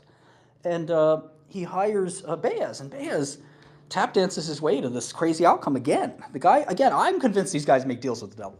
Like, I don't even believe in the devil, but I don't know how they do it while every other defense attorney just sits there and watches their client get convicted and get sentenced to 1 million years. And they're like, oh, well, I tried my best. Here's your bill, by the way. And, it's a tough gig, but it's something where if I'm Diddy, I've got Mark, great, but I'm probably going to bring Baez in too for 1 or 2 witnesses, especially because the jury kind of gets bored of the same attorney as well. Ben always told me, you're putting on a show, and you got to have comedy, tragedy, you got to have action, you got to have all that stuff if you want to win. Because if you're going to sit there, if anybody saw the SBF case, I don't know who this lawyer was or how they fucking got him, but he had me falling asleep in the opening statement. The opening statement is supposed to be riveting. This is supposed to be better than Shakespeare. And Ben did mine. And the judge's jaw was on the floor, and she told Mark privately to the side, she said, that was the best opening statement I've seen in my career. And, it was great. And you put on these openings with like this wild, like, story you tell. And the SBF guy just kept saying, nothing wrong with that. He was like this nerd. And he was like, then my client, he made a bunch of investments. Nothing wrong with that. And he kept going on with this nothing wrong with that thing. And then the government went, maybe the government went first, I don't remember. But the government was like, then he stole this, then he stole that, and you're going to hear from this person, and you're going to hear from that person. And he just went through it all with this like very poised, but like still relatively effective thing. Government lawyers are typically not that inspiring. Mine were atrocious. Like, they fumbled it over and over again. It was like embarrassing. And then Ben goes on and he gives this like Michael Douglas, like, he looks a lot like Michael Douglas. He gives this like thespian award-winning performance about why I'm such a good guy. And the jury's just sitting there like, yeah, maybe. But then the government gets to go first, which is, the worst part about the criminal justice system is by the time the government rests their case, the jury's heard 6 months about why you're the most evil person on the planet.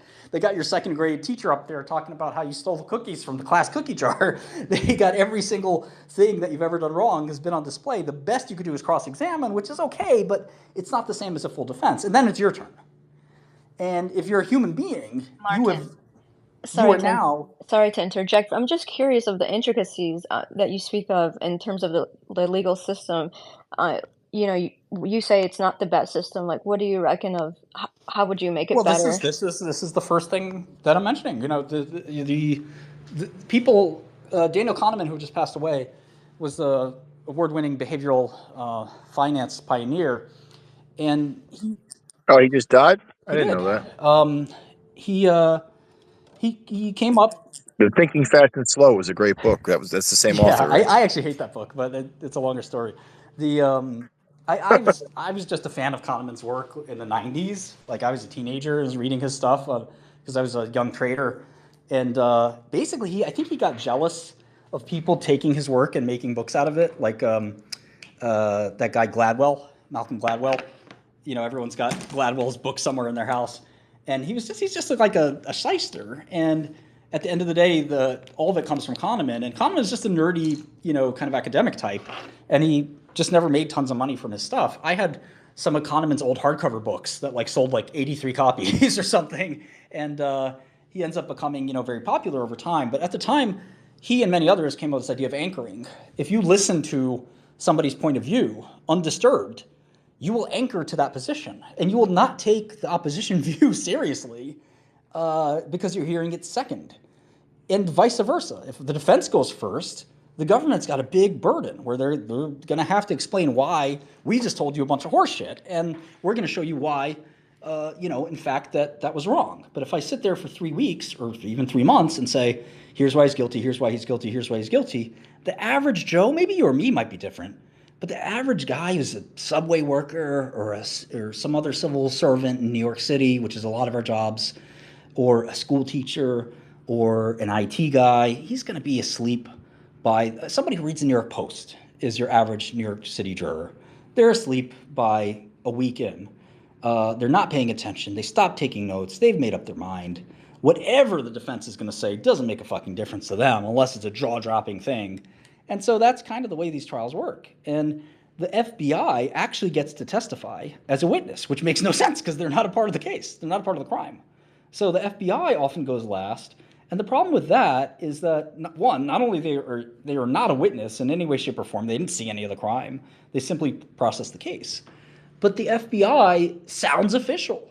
And the jurors don't understand that this is normal, that the FBI gets to testify due to some stupid wrinkle in the law that somebody won in some case law 50 years ago, that they get to go. And they go, and it sounds like, oh man, the FBI's even testifying against this guy? And the guy gets up from the prosecutor seat, goes sits down in the witness seat, and then sits back down in the prosecutor seat. And it's like, well, how in the world is this person allowed to do this? And things like that make it really difficult for anyone to ever get acquitted, even if they're completely innocent, which I'm not saying most people are. I'm not even saying I was completely innocent. But the chance to get acquitted, you can do misconduct without it rising to a criminal felony. You don't have to be perfect in life. But for something to be a felony, it has to be clear that your mental state was to be criminal. For example, in my case, I said clearly I made quite a number of mistakes. My business was marginally successful.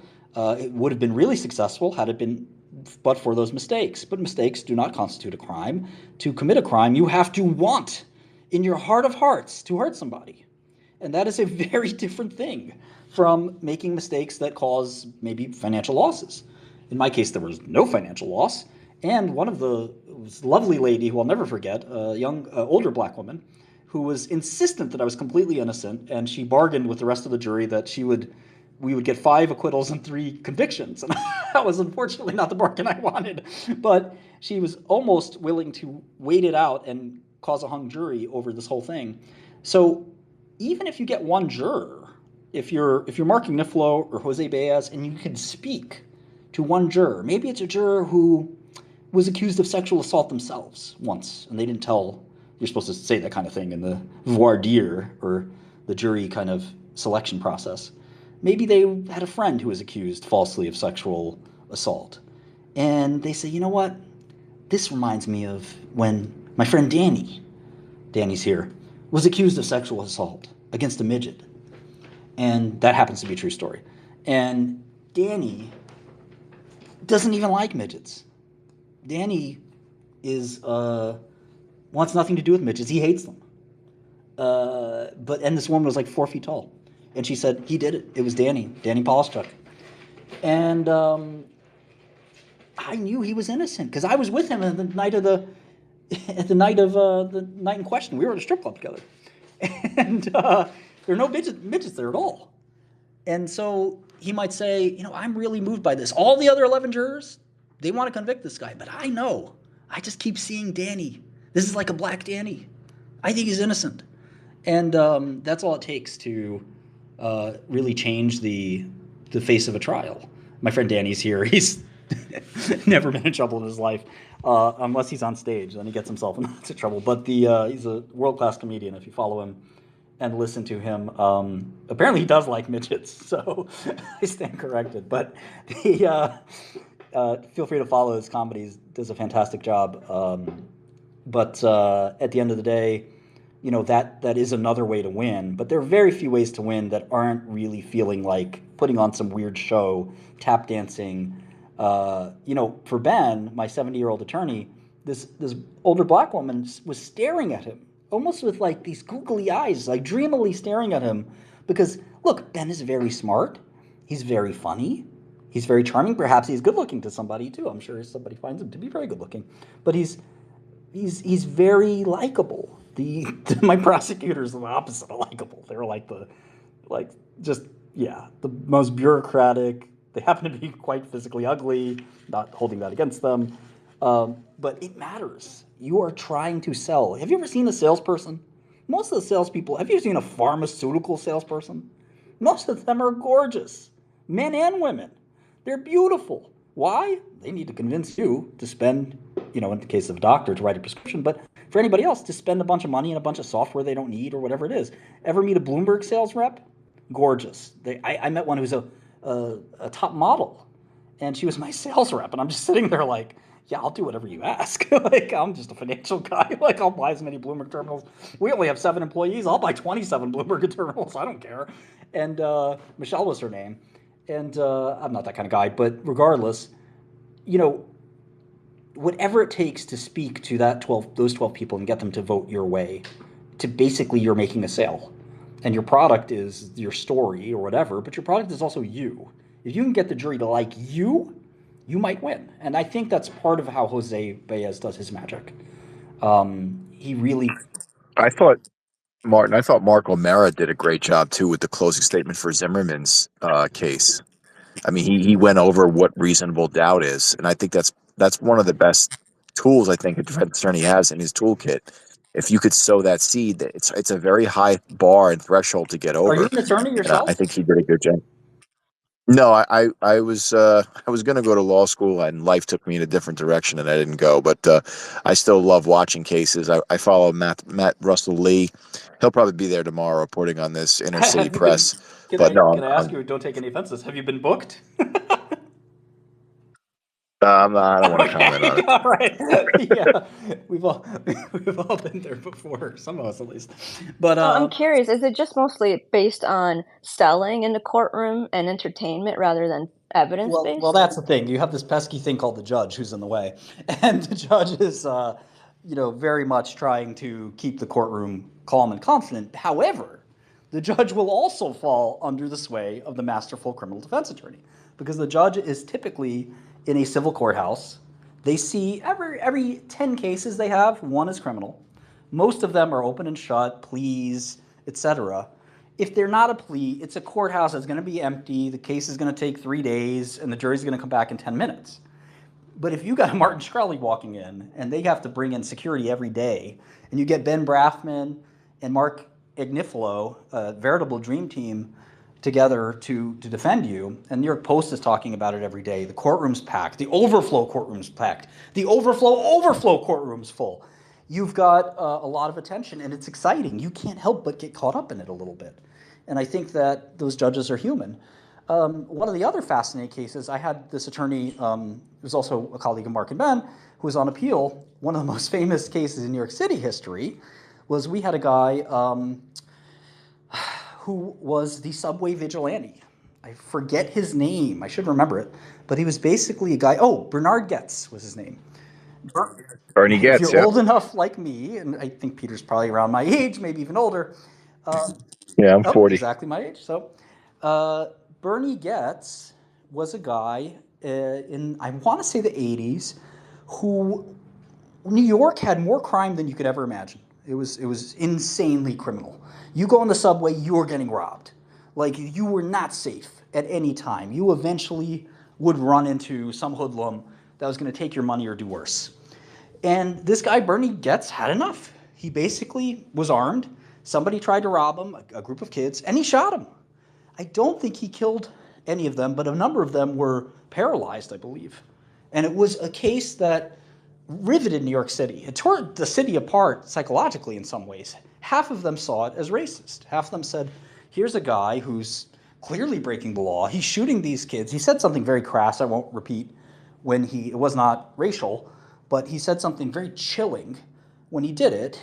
And many people said, oh, this guy's a psychopath. I mean, how could he do this? These 5 youths were just asking him for $5, and they weren't robbing him. And his side of the story was obviously the opposite. And many New Yorkers liked what he did, and they said, you know what? It's about time somebody did something about this. This is what the police should be doing. This is ridiculous that we have to live in these conditions. Good on him for defending himself. And the case was very hard for him to win, because it was kind of like, you did shoot the guy, and the guy's disabled now, and you're not supposed to have a gun, and you did shoot him. I mean, there's no disputes about this. And he was able, my attorney, who was a tremendous appeal attorney, but that was his last trial case, was able to win that case. So these cases are winnable. It's not impossible. And this kind of case is the kind of thing, what I really like about these cases, if you're ever a defendant or an attorney in a case like this, the more celebrity, the more insanity, the better. And I actually almost purposefully tried to create a little extra insanity without crossing the line. In my case, it's very hard. You don't want to create insanity. The judge gets very mad. But that sounds a little bit like an understatement. Well, the media created enough insanity on its own, but I didn't look. The judge praised me for my conduct during the trial, for being very respectful and very nice during the actual criminal proceeding. I was nothing but an angel. But if you try to leverage the fact that the jurors, the meta-psychology is that the jurors know something's weird about this case. This courtroom is really full. Like, why? And then they walk outside and they're like, there's a lot of fucking cameras here. What is going on with this? Who is Martin Shkreli in my case? But in any other case, they're going to say the same thing. And they're going to try to find people who have never heard of Puff Daddy. And there are people who have never heard of Puff Daddy. It may be that they bring in 300 prospective jurors and 12 or 15 or 27 stay. Raise your hand if you know who Sean Combs is. Everybody raises their hand, except 27 people. The judge says, thank you very much. Everyone who's raised their hand can leave. They do it again.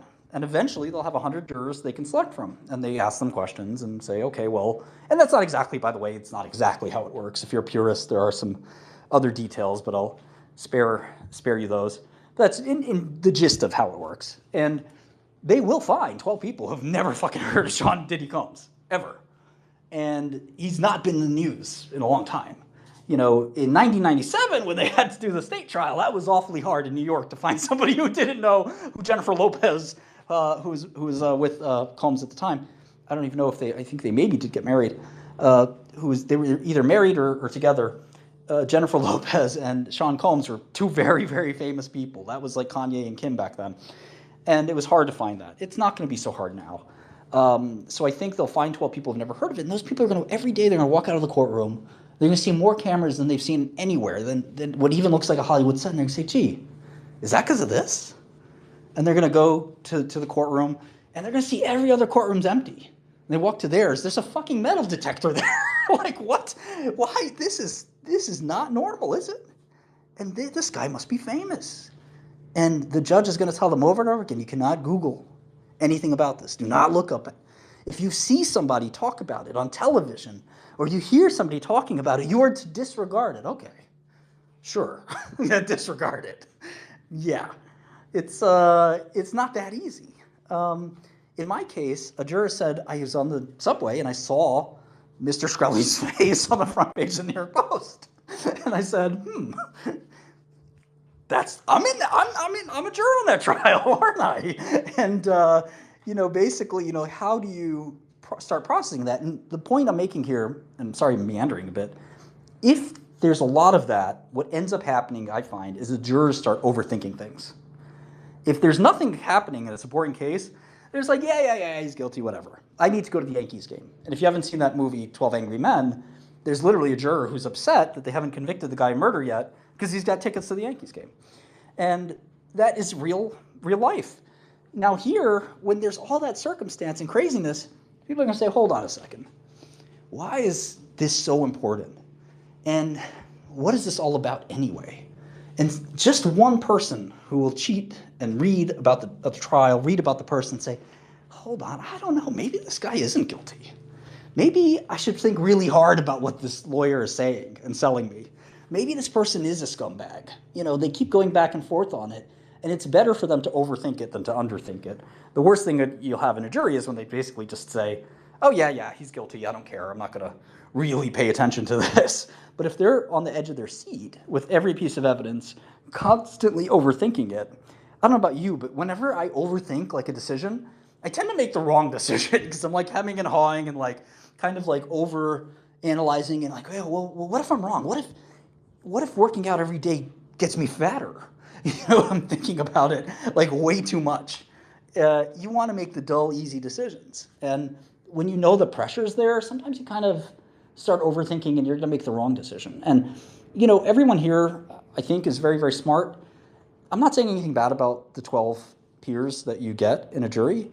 All I'm saying is that you get the whole distribution. You get the left end of the distribution, you get the middle of the distribution, and you get the right of the distribution.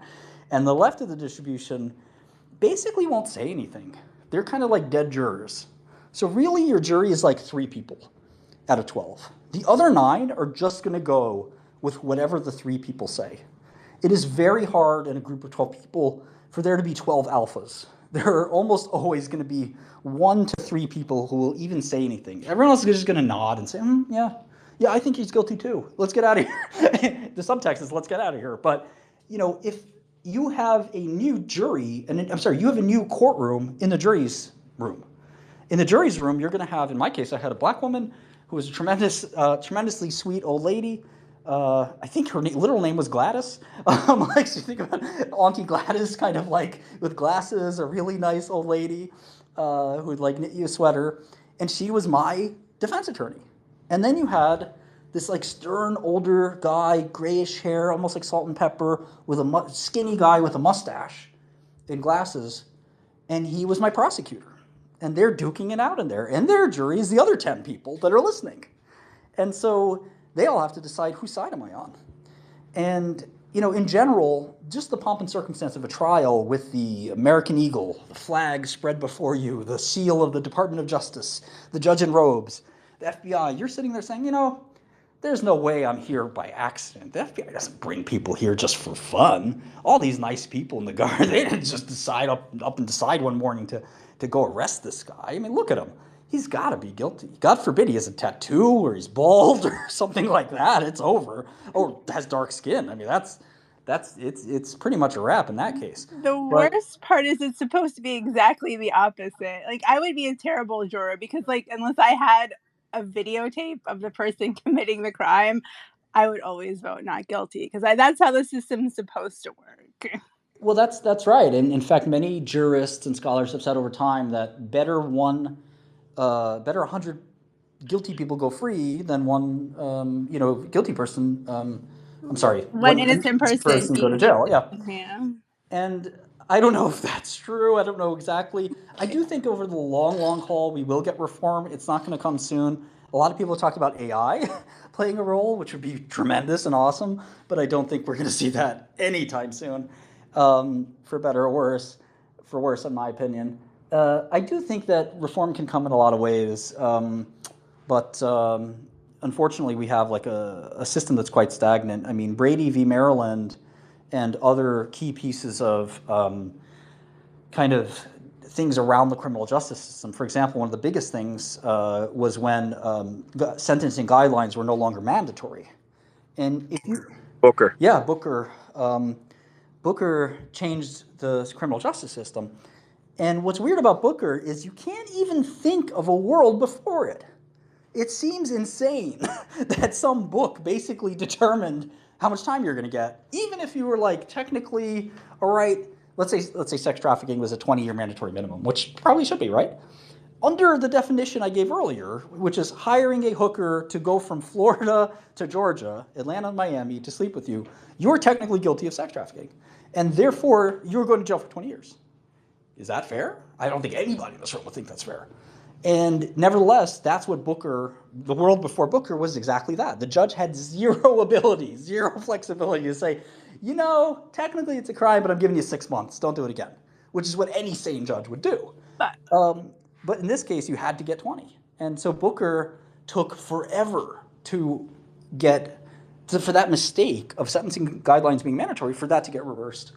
Brady v. Maryland is still a useless law. Brady says that if the government has exculpatory evidence, that they must provide it to you. Well, here's the problem. It's exculpatory evidence if the government thinks it's exculpatory evidence, which they never do. I had a mountain of exculpatory evidence. The key witness in my case said I did nothing wrong.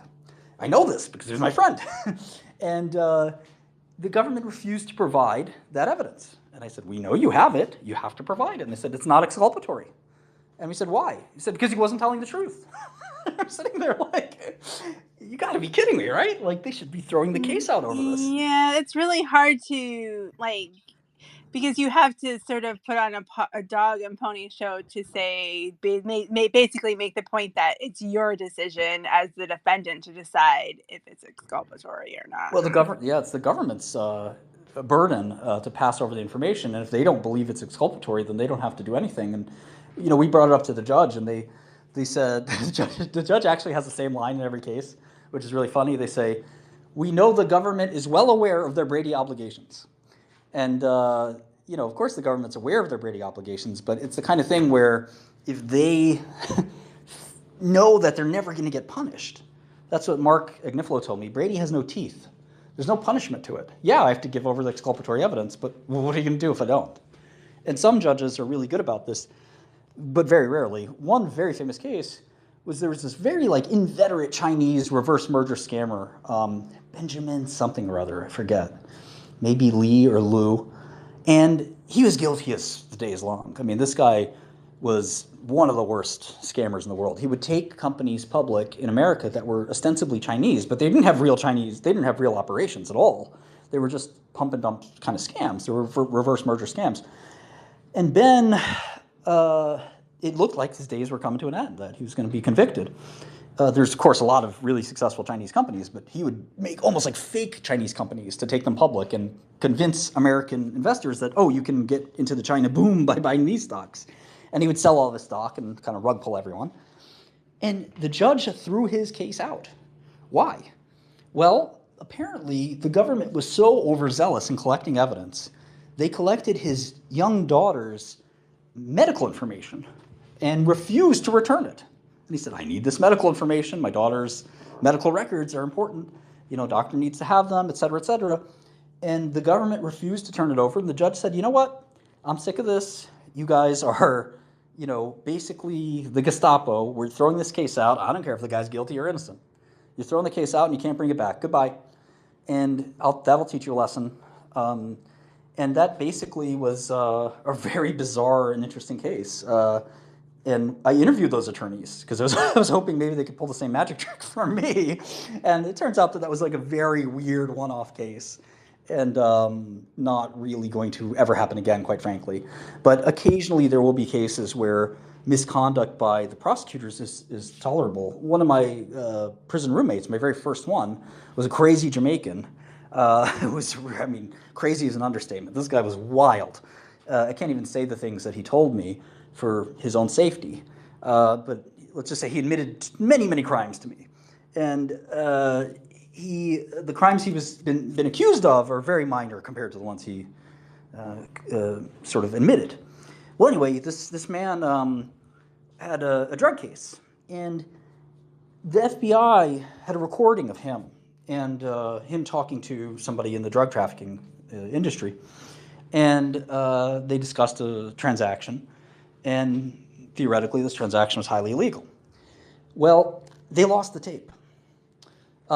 So they lost the tape and they couldn't find it. And that's kind of a problem. They didn't have a transcript of the tape. The tape's gone. But they were willing to make an affidavit. So the FBI agent said, I swear that the tape exists. I swear that we misplaced it. And I swear that they discussed trafficking drugs. And the guy said, look, Your Honor, yes, my client has a prior rap sheet. He's been in jail before. After this case is done, he'll probably go to jail again. But at the end of the day, this, is a mockery of justice. If you don't have the tape, you got to throw this case out. And the judge said, no, the affidavit's good enough. I trust the FBI did not lie about this and the DEA and all that. And I'm sure that they're telling the truth because they're swearing that they're telling the truth after all. And if they swear that they're telling the truth, how could it be any other way? And they found him guilty, and he got 12 years, and I think he's coming home soon. My ex-girlfriend, who was a court reporter for Bloomberg, who kind of got fired almost for trying to tell my side of the story a little more evenly than Bloomberg would have liked, she stayed in touch with him, and from time to time sent money on his commissary, even bought him sneakers. When their new prison sneakers came out, he asked her for some money for them, and she sent them. And she was still is a very sweet person for thinking about the other side of the shoe in the criminal justice system. So Really fascinating system. Hope none of you ever have to go through it. It sounds like unfortunately, just because we're in America, about half of all people know somebody who's directly affected by the criminal justice system, which is a crazy number. 10% of all people will become felons in America. If you have the unlucky distinction of being a black male, you have a 25% lifetime chance of going to prison. That doesn't matter if you're a black male growing up in the hood, growing up in the lap of luxury. Just being a black male gives you a 25% chance of going to prison at some point in your life. I personally think this is crazy.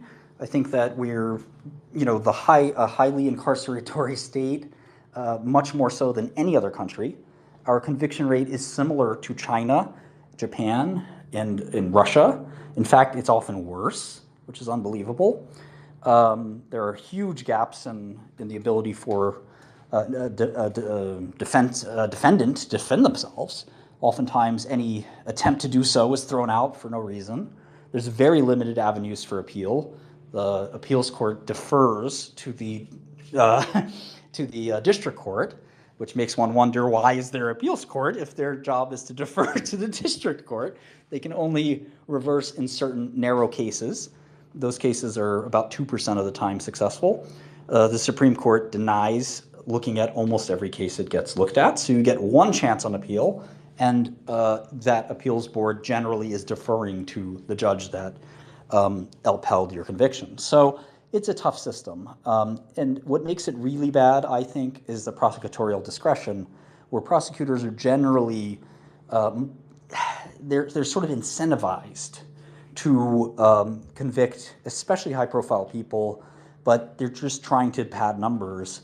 I think that prosecutors can be very good people if they put civil service first and foremost. If you spend 25 years fighting crime, getting the scum of the earth in jail and off the streets, child predators, Ponzi schemers, people who are really taking advantage of the elderly, the penniless, the people who are not smart enough to know otherwise, those are the people who belong in jail.